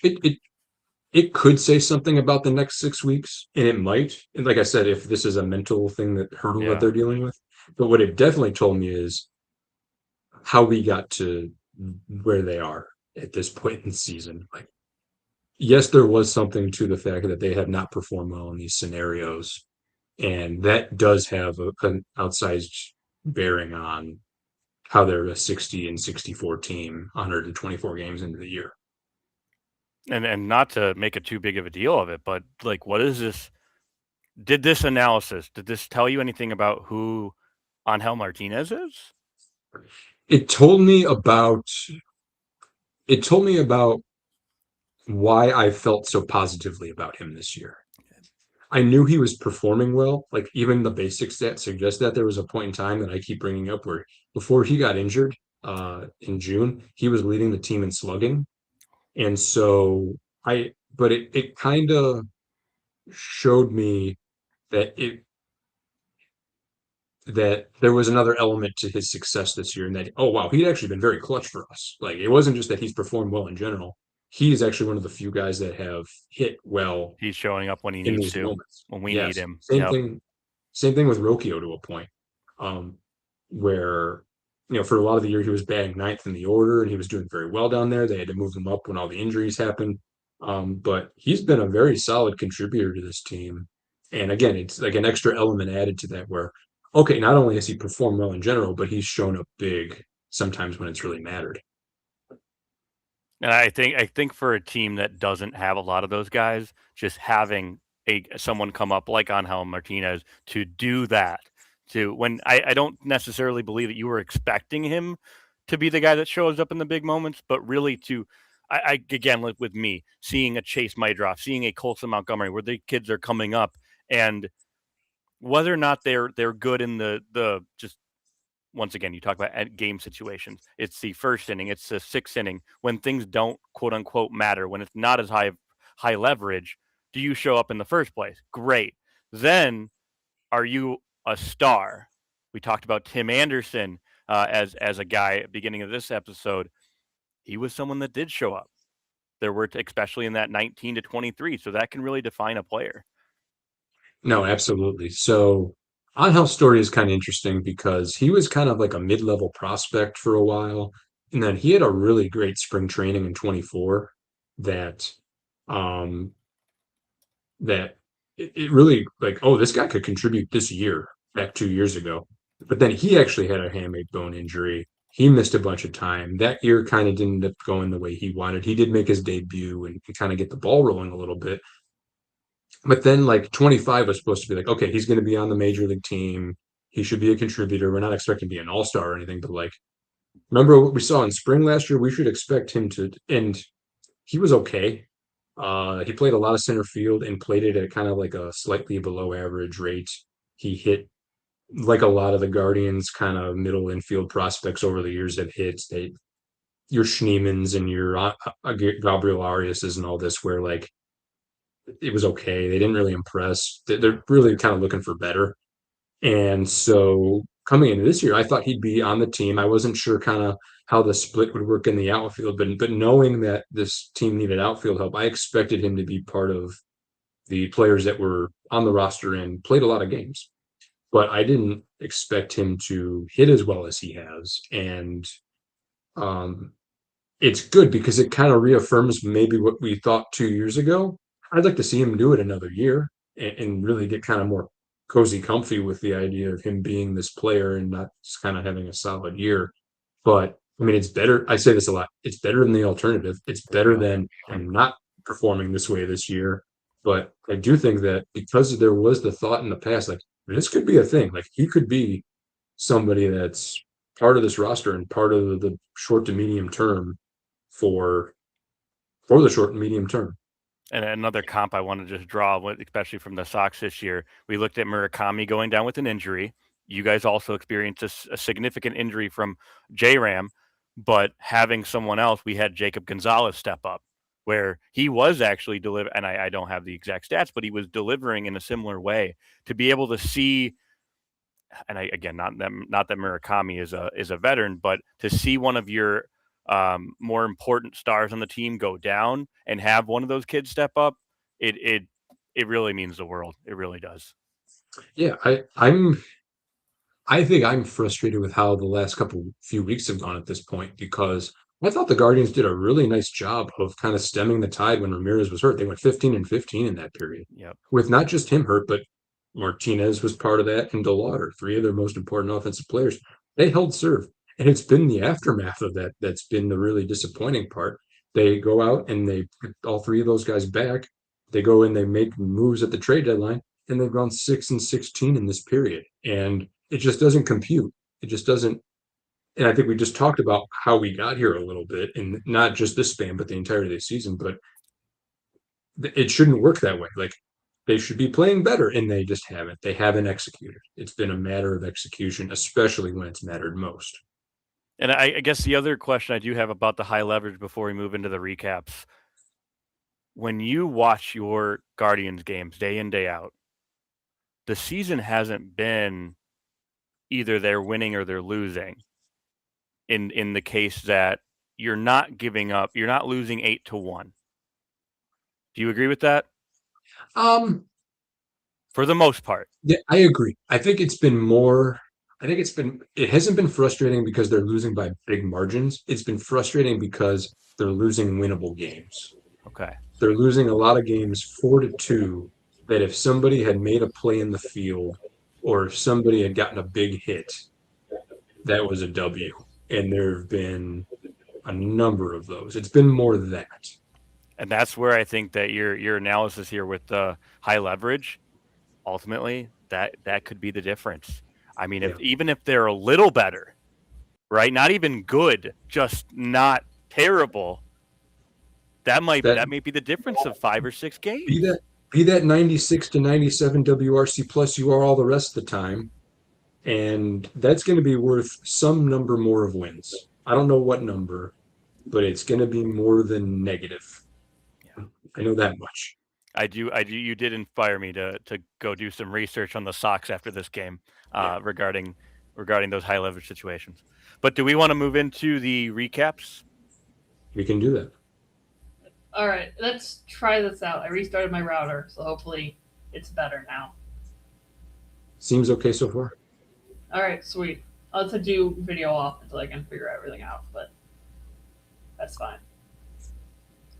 All right, I'm not going to be able to share highlight reels because my internet is killing me in itself.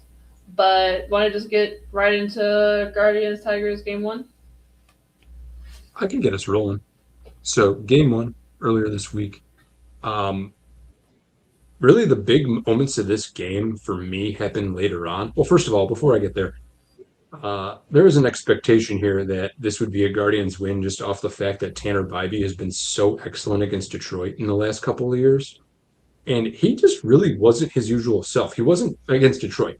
He wasn't bad necessarily. I didn't think he was awful, but he did allow three runs in the fifth of this game, and it just didn't kind of go to script the way that it has in the past.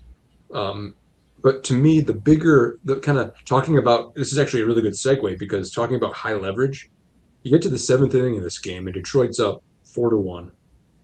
Passed ball moves Stephen Kwan to third and Chase DeLauder to second.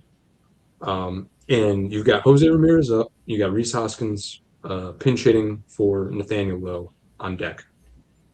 And in this moment, with the tying run at the plate in the seventh, Ramirez grounds out, which it was an RBI ground out. You drove in a run, so you got one run closer. But then Hoskins also grounds out to end the inning. And it's just another in a long line of examples of what I'm referring to, where this was their opportunity to get back in the game. They did scratch one run out of it, but Drew Summers, who was the reliever in the seventh inning for Detroit, did an excellent job of limiting the damage. And to me, that was the difference in this game. Uh, Kevin McGonigal had a really good game in this game as well. He went 2 for 4. He drove in 3 runs, which was part of that 3-run fifth inning. He also he was maybe his best game against the Guardians that I can remember this year. For sure, because he hasn't gotten a hit off of Tanner Bybee all season.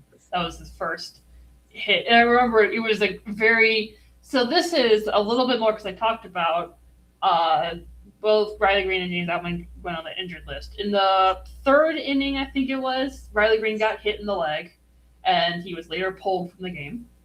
And then next inning, McGonigal almost got hit in the head. And at that point, maybe I was like a little more upset because there was stuff about Seattle and also the Guardians. So I always get a little more upset when it's the Guardians. But I'm like, oh, if Bybee can't control the ball is going, get him out of the game. Because at that point, he hit one guy and almost hit another in the head. So it was like, I don't know what you were seeing from Bybee, Dan, in terms of like, did he look like he had more than usual issues, or is it just kind of? I'm of two minds of that, because his biggest bugaboo is him allowing home run balls, and he didn't give up a home run in this game.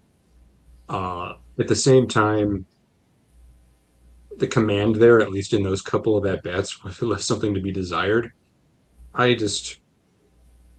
He could be a little erratic, and I think it was that. And I definitely don't think there was any intention there. I don't have that much more to say about it. I think it was just a bad set of coincidences, quite frankly.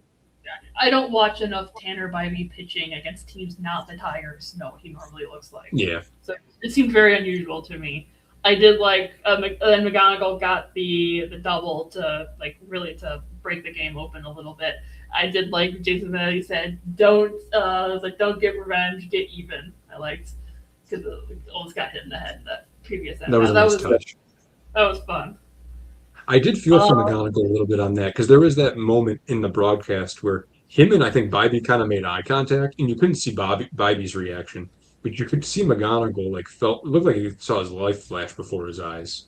Like he was going through it there for a minute, which I'm not making fun of. Like I get it. Like you had 97 hurtling at your head a second ago. Like I understand why you look the way you do, but that was a moment where that situation could have escalated, I think, is the point I'm trying to make. And like I said, I couldn't see Bybee's body language because the camera was facing his back. But the fact of the matter was that nothing kind of came out of that. And I think that says a lot about that instance, that interaction, and kind of what we were talking about with Tanner and how he was pitching at that point in time.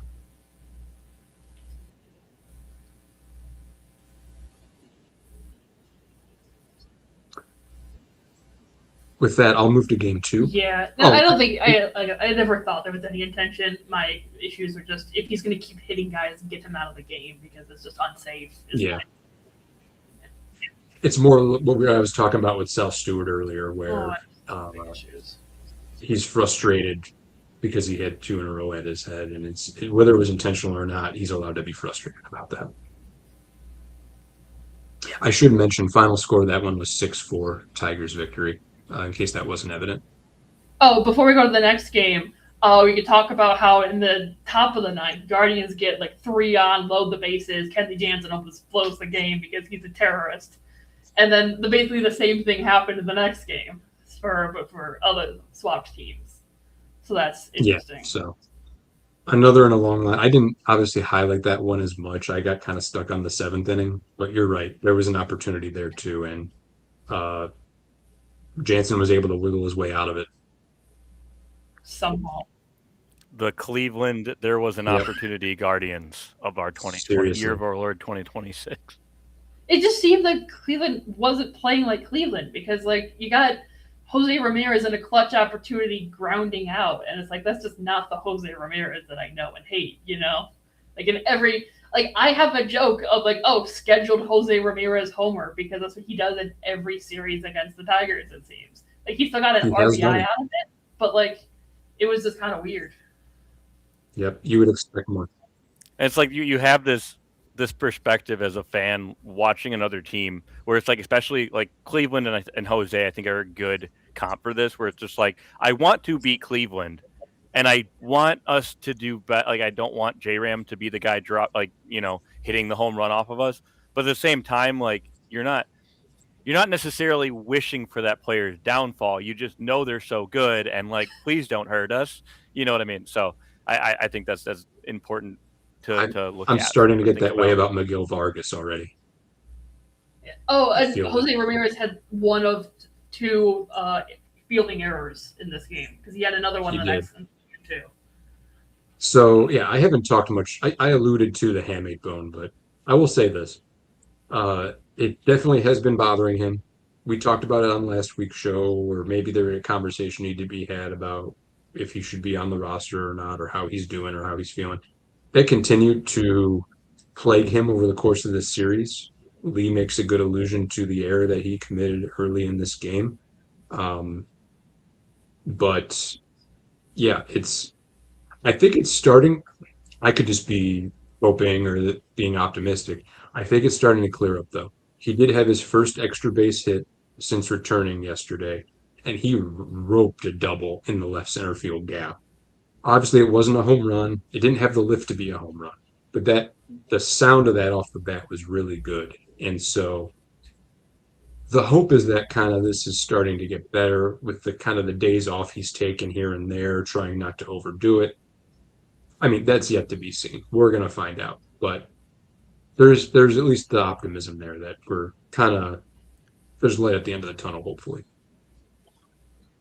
Well, and I just want to make the comment about J-Ram and him coming back so soon. We had talked a little bit about that last week or the week before, and so they gave him the runway that I assumed he wanted, and then it was, hey, you see what's happening.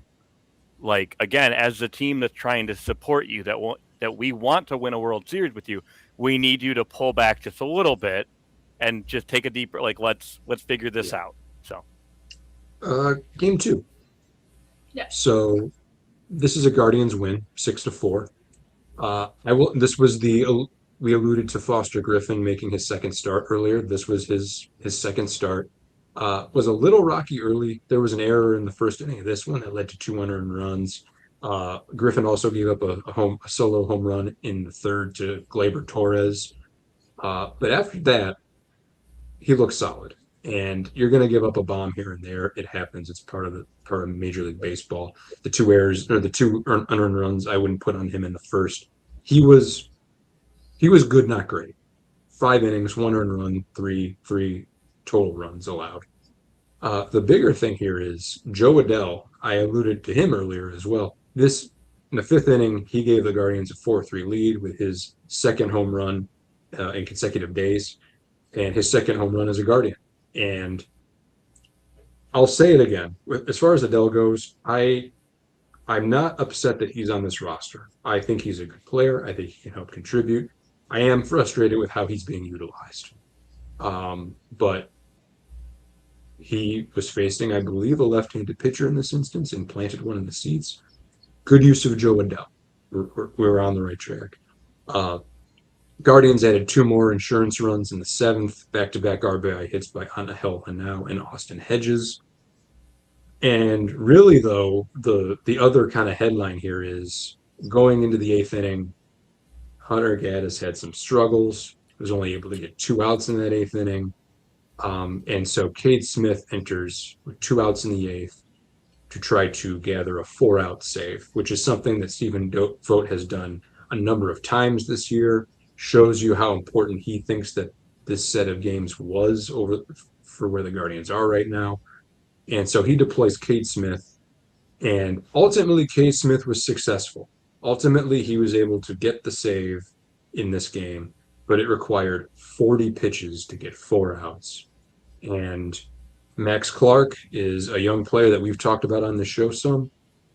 He had an excellent at bat that ultimately didn't work out for him, but was very impressive. He had a 12 pitch at bat at the end of that eighth inning with runners on base that could have been the difference in Detroit's favor. And I think Clark did everything in his power to make it be, but Cade ultimately got him to strike out. But I give Clark a lot of credit because that's still a fantastic at bat, even if the outcome wasn't what you thought it, wanted it to be. Oh yeah, and I'm looking at the at bat like MLB app. It's foul, called strike, foul, ball, foul, foul, ball, foul, foul, foul, foul, foul tip in strikeout. Yeah. Like, I mean, he didn't even swing and miss for the strikeout. It was a foul tip into the glove. Like, like these were, and like some of these fouls off were like really outside the zone, but like he still got a piece of it, which is just, I mean, looking at that at bat is the reason why I'm so excited about him because he just has, I mean, he looks so much better than a 21-year-old who's been in the league for 3 weeks. Like it was just such a professional at bat. So he was seeing more pitches and seeing more pitches and seeing more pitches. And I'm like, he's going to time. Like he's seen both the fastball and the split at this point. Cade does have a sweeper that he can utilize, but I think he's kind of gone away from. And I was kind of hoping he'd throw one of those because it might blow Clark's mind after seeing 11 of those same two. And he didn't. He stuck to his guns, which it worked out. But I was getting increasingly worried that he was getting timed up. And it didn't work out that way, but that was definitely a white knuckle moment in the course of this series. And one of those instances where it actually did work in the Guardians' favor, though, in the long run. Though they did pretty much. Cade Smith would have pitched game 3 if needed, but it probably would have been like a batter in a big moment. Like they knocked him effectively from being able to do his normal role for game 3 had he been needed. And that happened against the Sox too, didn't it? I feel like they tried throwing him all 3 games or 3 of 4 games, and we got to him 2 of the 3 times. I think that's what it was in that instance. It wasn't necessarily that he got deployed early. It was that they tried to use him 3 days in a row, and that didn't go so well. I'd have to go back and check on that, but it was something to that effect. The Guardians have had to lean heavier on Cade this year than they have in the past. And I don't love it. But without Clase, like, what do you do? If you had the Eric Zabrowski that was striking out the world in the first 2 months of the season, I don't think we're here. If Gaddis's ERA isn't that bad, but I'd be curious what his high leverage numbers are because I suspect that they're not very good. In kind of the way we were talking about it earlier, he's been okay in that, but. You're right. Like without Clase and then without these other guys doing quite what they were doing, they've just needed more out of Cade. And I'm kind of curious to see how that goes the rest of the way. And I'm sorry, just to verify, this is his second year in the league? Yeah.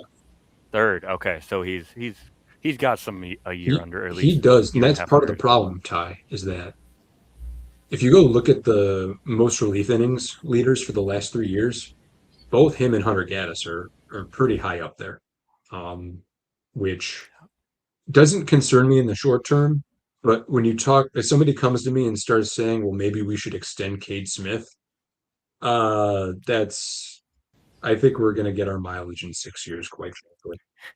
Cade Smith the idea or Cade Smith the player? Because I'll extend the idea of him. And I don't mean to sound callous in saying that. But just they've utilized him a lot, and I don't know that. I don't know what year 7, year 8, and year 9 look like. He'll be great on the Dodgers. Maybe from everything I've heard, he does an incredible job of preparing himself and keeping his body right. So he's giving himself a chance, and I think that's part of why they feel comfortable utilizing him this way. But it's a gamble. I would just as a Guardians fan because I know I keep bringing this idea up, but just the playoff usage and relievers is always the past couple of years has been a thing, and now you're having the same thing a 3rd year in a row where your reliever is being used a lot over the course of the season. I mean, the Guardians aren't in a playoff spot right now, but they're not out of it, so it's and it's looking like they're not going to be a first round bye or anything. So it's not going to get like they're going to have fewer games. I don't know. This is something I would be annoyed about. One thing I will say is that um, the first year of this Stephen Vogt experience, 2024, the starting pitching didn't eat a lot of innings, and they learned from that. One, they Carlos Carrasco and Tristan McKenzie were no longer in the rotation last year, and that helped. But last year and this year, the Guardians are fourth in starting pitching innings this year so far. So it's not a matter of the starters aren't getting deep enough into games. They're doing a pretty good job of that. I think the problem is more they play a lot of close games. And so those guys I'm referring to, Sobrowski, Gaddis, and especially Cade Smith, are getting used a lot just out of necessity because they're playing so many close games. I really Colin Holderman's been a revelation to a point in having him, but they really need a 7 or 8 deep bullpen that they feel comfortable pitching in any situation the way they had in 24, because that's their way out of this. They have 2 or 3 or 4 guys that you feel comfortable throwing in an eighth inning in a close game, and they just don't have that right now. To me, it almost feels like Vogt doesn't trust anyone else other than Cade Smith, which I kind of get, but also because like in that game when they went to Cade Smith to get out Max Clark, like Gaddis was not happy with that decision at all, and you could tell. And I think there's an argument to be. Sorry to talk over you. I think there's an argument to be made there that Hunter could have stayed in and we could have seen that through. But I will say, and maybe I'm doing semantics. I don't think Stephen Vogt trusts anybody as much as Cade Smith. And I think that is definitely apparent. But I think they really needed to win that game. And so that's why they deployed Cade that way. No, that's fair. And then it's a 12 pitch at bat, and Cade Smith has to throw 36 pitches in this game because the ninth inning was not short. Like we were talking about it during the game, and it's like, oh, he needs to have a short ninth inning, and he did not have a short ninth inning. That's the trick. That's the risk you run if you're Stephen Vogt in that scenario. And the second worst thing happened. The worst thing is that you lost the game. The second worst thing is Cade Smith really had to go through it, and like I said, was probably available, but in a very limited capacity for Wednesday. Game 3? Yep, game 3. I was not necessarily excited about this matchup going into it because I didn't like our chance to get against Messick, and Montero has been really iffy. I'm just going to have a couple of really interesting stats that came out of this.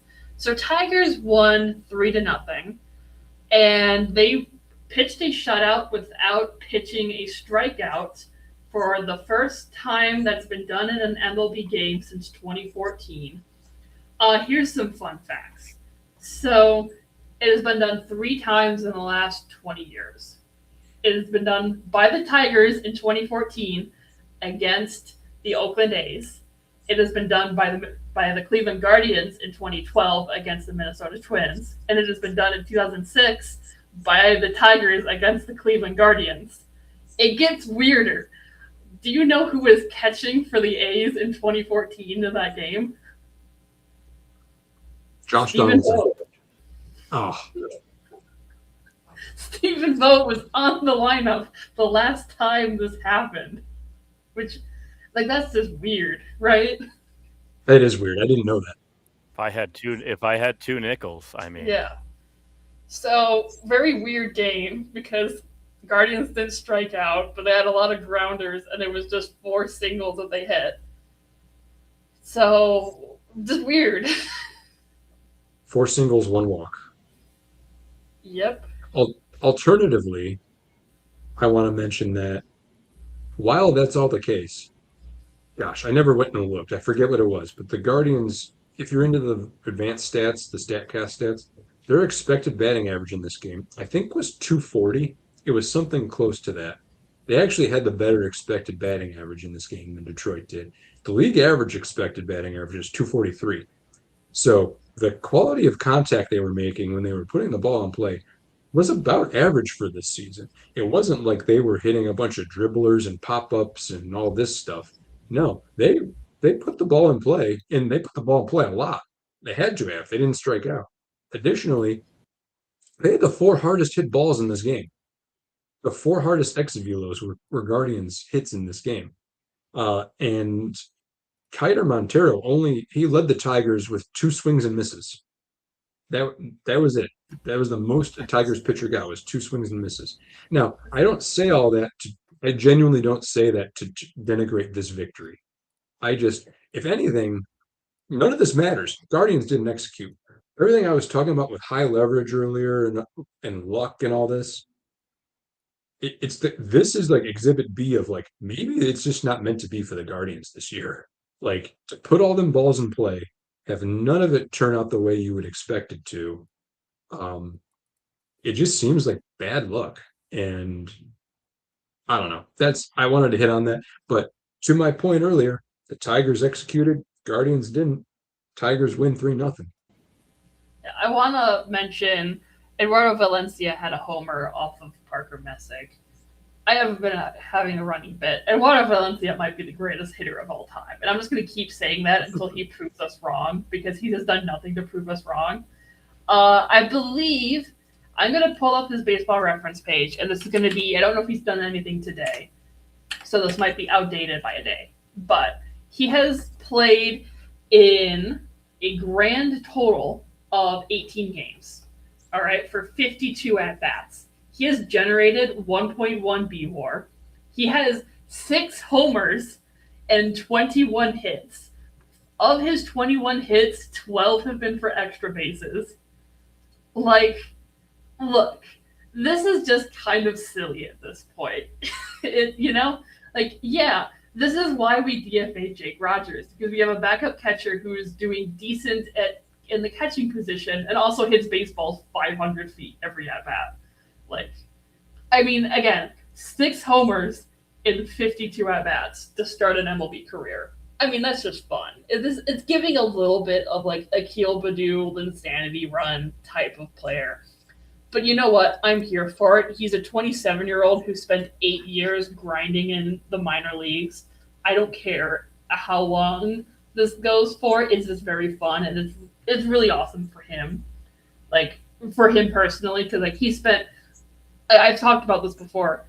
When I say he spent years in the minors, he spent years at single A, rookie ball, double A level. Like, he did not reach triple A until halfway through 2025. So he's a grinder. He's a really hard worker. And you know what? He's hitting the baseball very well right now. So what more can you ask for?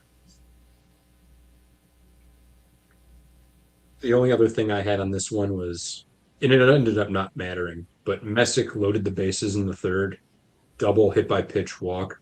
He did a really good job getting out of that, giving up just 1 run. And at the time in that game, it's a 1-0 Tigers lead, not knowing what was about to transpire with being shut out. You're like, oh, okay, well, that could have gone a lot worse. We're feeling pretty good about ourselves. And so I wanted to shout that out because he did a nice Houdini act there, giving up only the 1 run, but ended up for naught. Overall, this series, it just really felt like you could have swapped these two teams and it would have made more sense. Like, you told me, oh yeah, the Tigers lost a game where they didn't strike out. I'd be like, yeah, that sounds about right. It's like, oh, because like, I mean, the Tigers had a lot better defense. They had better situational hitting. They had better, it's just all those little things that the Tigers did so much better. Like, the Tigers defense looked incredible for like first couple of games, especially. It looked really good. And Jose Ramirez had 2 errors at third base. It was just weird. I hope it doesn't keep going this way. That's the last thought I have on the series. Yeah. Finally. Well, I'll say that I really do hope that the way that the Tigers and White Sox series has transpired continues. What series against the White Sox? I don't remember any of these games. Did you? Is there a sequel? Let me Oh, help you out. It starts with a Friday night when we're just like, hey, we don't have a rotation. Let's just do a bullpen day. If we lose, we lose. It is what it is. Oh, so this is the first game that we throw out. Jose, I'm gonna keep messing his name up. Urquidy, I Urquidy. think. Urquidy. I'm gonna get it at some point. Um, So Arquidi's used after Newcomb's used as an opener. Brazoban goes out there. He's actually, I've looked at both today's games and Friday's games. He's given up some earned runs, so interesting to see what's going on there. Grant Taylor, Brian Hudson. We we did our best. We did our best in this game. I wouldn't have expected to win this game. I Oh, just want to say from the don't White do the. Sox Oh, I side, wasn't expecting to win this game, but look, you did it. from the White Sox side, seeing Miguel Vargas, and I wasn't super dialed in on the Red series other than what had occurred with Martin and Caro, but Miguel Vargas going 4 for 5, 3 RBIs, 3 runs. Welcome back, Miguel Vargas. Very happy to have you for this final stretch. But I will say, like in Detroit's defense, I'm so surprised that they left. Job gave up 3.2 innings. He gave up 6 earned runs. He was Like left out maybe a touch too long in the fourth, I think. But it just unraveled so quickly in the a fourth. I don't touch. think there was time to take him out. Like because he gave it was a 5-run inning. Because I'm gonna pull this up on the app here. It was okay. So we're going to that was top of the fourth. Yeah, it Yeah. was So top it of the goes fourth, correct. single, homer, line out, strikeout, homer, double, walk, triple, pitching change, fly out. So like he got to 2 outs, and so it's probably like okay, not a great inning, but it's tie game now. Let's get him through the next one, and then it was scoring 3 more runs. So I think Hinch made a So decision to just get him through the one that more out and see how it goes, but it just did not have time to get anyone warming up. well, and this is starting if I was a Tigers fan, this starts a trend that I worry about. It was 3-1 after the third. You're getting leads early. Yeah. The Tigers are, but then the fourth inning, the Sox really got to them, right? And we talked about the Cleveland series, but again, I will say I was listening to this game on the radio, and even in the ninth, we're like, I think it was the eighth inning. I believe it was Vargas hit another home run, to give us a 9-5 lead versus an 8-5 lead. Where you're like the 3-run lead against this Tigers team, like, is this real? But then we really needed that extra run just to like, okay, we're good. No, One swing and can't De beat you with a Jesus four was run. the one who gave up 2 more runs. Yeah. De Jesus was the one who So came again, out. wasn't and he's expecting not to a win good this pitcher. game, He's a but 4A player. happy to. Moving to Saturday, the White Sox win this one 4-3. We had Anthony K going for us. We had Melton going for Detroit, who only went 4.1. Lee, any key takeaways from this game? I guess not. She has since dropped off the podcast. For the 4-3 win for the Sox, again, Anthony K, I mentioned earlier in the pod, has been more of that solid 3. How Anthony K, I mean, he gives you his 5 innings pitch. He gives up 3 earned runs, and that kind of is what it is. He held the team, make sure that they're still in the game, and that's really all I can ask for from a number 3 or 4. Jordan Hicks comes out of the bullpen, has a nice 3 strikeouts. He actually went more into a second inning. Grant Taylor comes out for 1, and then Hudson comes down for 1 to get the save. So again, bullpen shoving to get us through the rest of the game here. Looks like Lee's joined us back. Lee, any key takeaways from the game 2 on Saturday? Melton was due for a dud. I'll put it like that. His last poor start was against the Twins in like June, where he gave up 4 runs. I mean, he had a rough first inning, but that's fairly normal for him. He'll settle in after that. But then it was just kind of more of the same, and he just didn't really have it today, which is is going to happen. I still think he's our ace, but I mean, it's just kind of been a theme for the Tigers this whole series, where just pitching did not do what it was expected or supposed to do. Like, okay, Job had a bad start, but it's his second start back from Tommy John, so I'm not concerned. But I don't know. It's just kind of really. Tigers had a ton of opportunities. White Sox had a ton of opportunities, and they just took advantage of them more. And Drew Summers is the one who gave up the go-ahead run. I think, was that a homer? I don't remember how that one was scored for the go-ahead run. But, like, Drew Summers is one of those guys where his savant looks really nice and his results look really nice, but you watch him, and I'm like, I don't trust this guy. It just does not. I don't know what it is. Like, eye test tells me he doesn't pass the eye test. Does not pass the eye test. Yeah. So I don't know how to feel about him. The issue is for the Tigers going forward is going to be pitching. The offense, I'm not really concerned about, because we don't know. I mean, this is what happens when you trade your number one starter, right? And number two. No, but like seriously. Yeah. You talk about the ERA of the Tigers, and a lot of that was those two guys. So again, it's not the fact that they can't continue winning; it's the fact of where are you getting those quality innings from now that those two guys aren't there, and will those guys continue? Yeah, we have to rely on getting good innings from guys who have not done it as much as Mize and Skubal have done. Like, they definitely have the talent and the ability to, but it's not as trustworthy or reliable. Right. Like, Troy Melton can give you 8 scoreless, but he can also give you 4 and 3.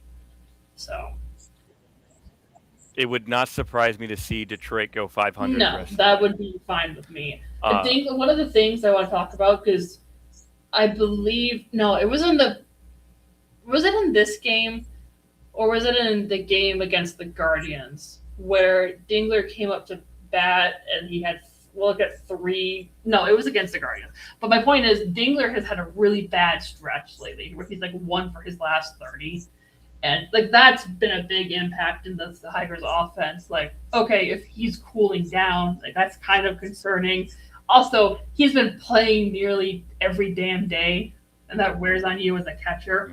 He's playing catcher a lot, because Valencia is decent behind the plate, but he's still not Dylan Dingler level good, So but he's also not Jake Rogers. I mean, you did let him go. So I don't think they would have let Jake Rogers go if they were not confident in Valencia's ability to play catcher. But my point is, Dingler has been playing a lot of catcher, and that wears on you.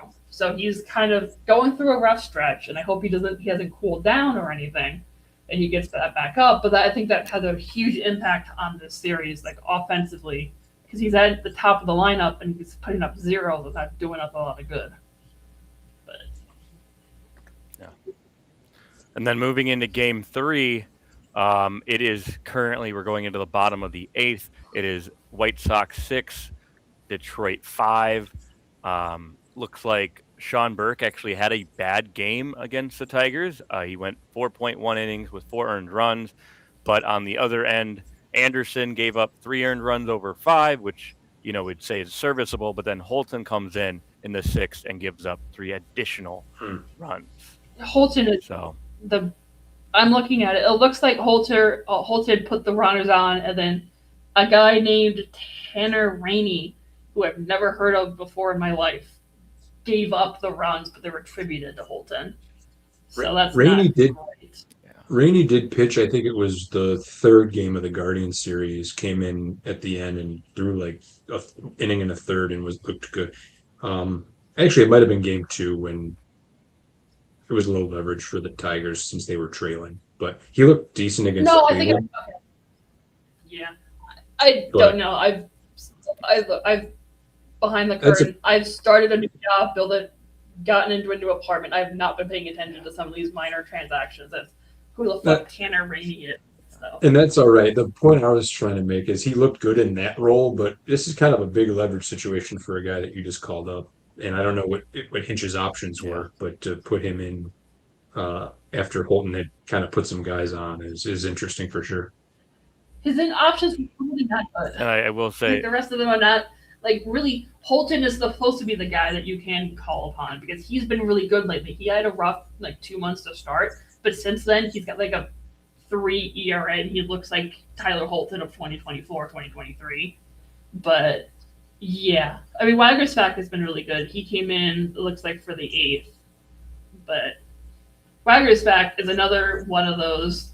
Oh yeah, by the way, Scott Harris is really good at claiming guys off waivers or getting guys for cash because we got him for cash from the Brewers, and he's got like a 2 ERA with us. So yeah, there you go. I mean, pitching's been a problem for this game, which really been the issue for this entire series for the Tigers. I don't really have much more to say on it. And to wrap up this series, what I will say is, one, I am very glad to see the Sox coming out, taking a divisional opponent very seriously. We entered this series with a 2.5 game lead over the Tigers. We are going to potentially leave this series with a 4.5, I think it would be 5.5, or sweeping 5.5 if we win today, if it continues. But even if they did give up the game in the 8th or the 9th, again, this would still be a valuable series to me. Again, you won the first 2 days. You won on a bullpen get day. Next week we're going to see a different new starter doing the rotation. So again, as a Sox fan, I'm very, very happy with what the fight that. Oh, I almost forgot. In game 2, Ben Malgiri had a 2-homer game. So that's really cool. There you go. I just want to communicate to my co-host that I have less than 3 minutes left before I do have to unfortunately drop off for family stuff. But I would like to bring up the prediction tracker because we do have one game to predict for this upcoming week. We have Detroit versus Kansas City on August 21st through the 23rd. Dan, who are you feeling for Detroit versus Kansas City?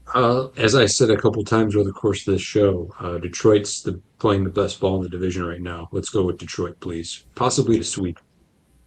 Okay. Oh, interesting. I agree. Lee? Kansas City is playing like shit right now.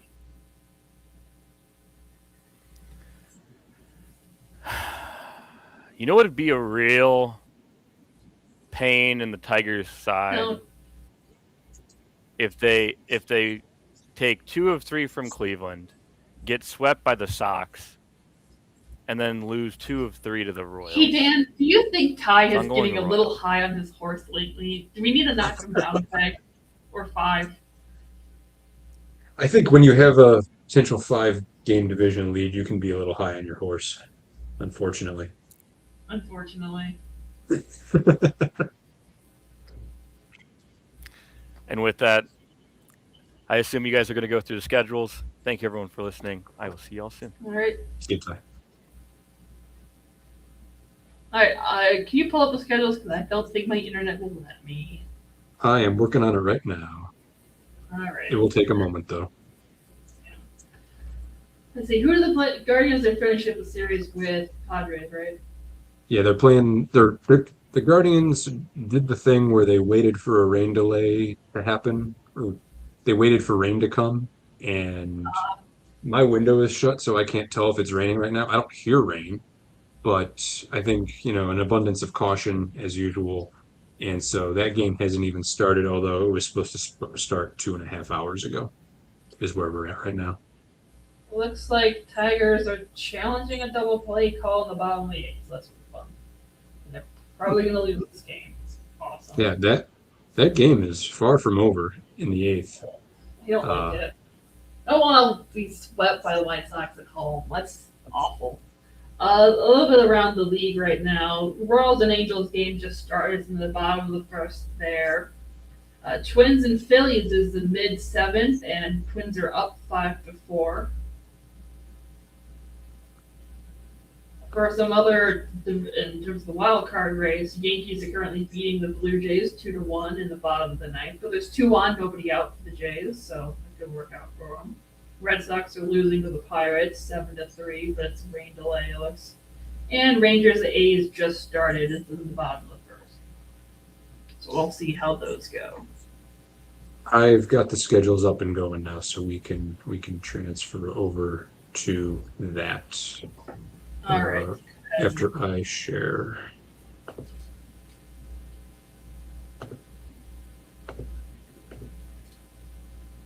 All right. White Sox finishing up with Detroit. Then they got the Cubs, the Braves, and the Mets. They got the one game against the Braves because of the one rainout in the earlier series. So that's And that goes to Ty's point about the 3 days off left. Well, they had a fourth, but they don't have a fourth anymore because of that rain out. yeah. Then Tigers finishing up against the White Sox, and they got the Pirates, which is always fun. Then the Royals and Tampa later next week as well. Guardians, or the Twins, let's do the Twins next, have finishing with the Phillies today. If you scroll down again, there you go. But then they got the Braves and the Padres, that's going to be a fun week for them to see how much alive they can stay there. Looks like it's that was our guy Tyler was talking about that, who was following along with us for a while. It's going to be a rough week potentially for the Twins.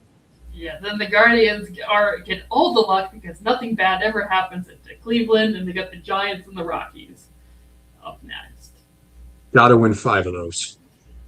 Yeah. Then the Royals have 4-game series against the A's, and then they got Detroit and the Blue Jays after them. All right, with that, thanks for sticking around. If you got this far, even though my internet and everything up there has been very messy, hope we had a good couple of game recaps, series recaps, and we'll see you next week. Till next time.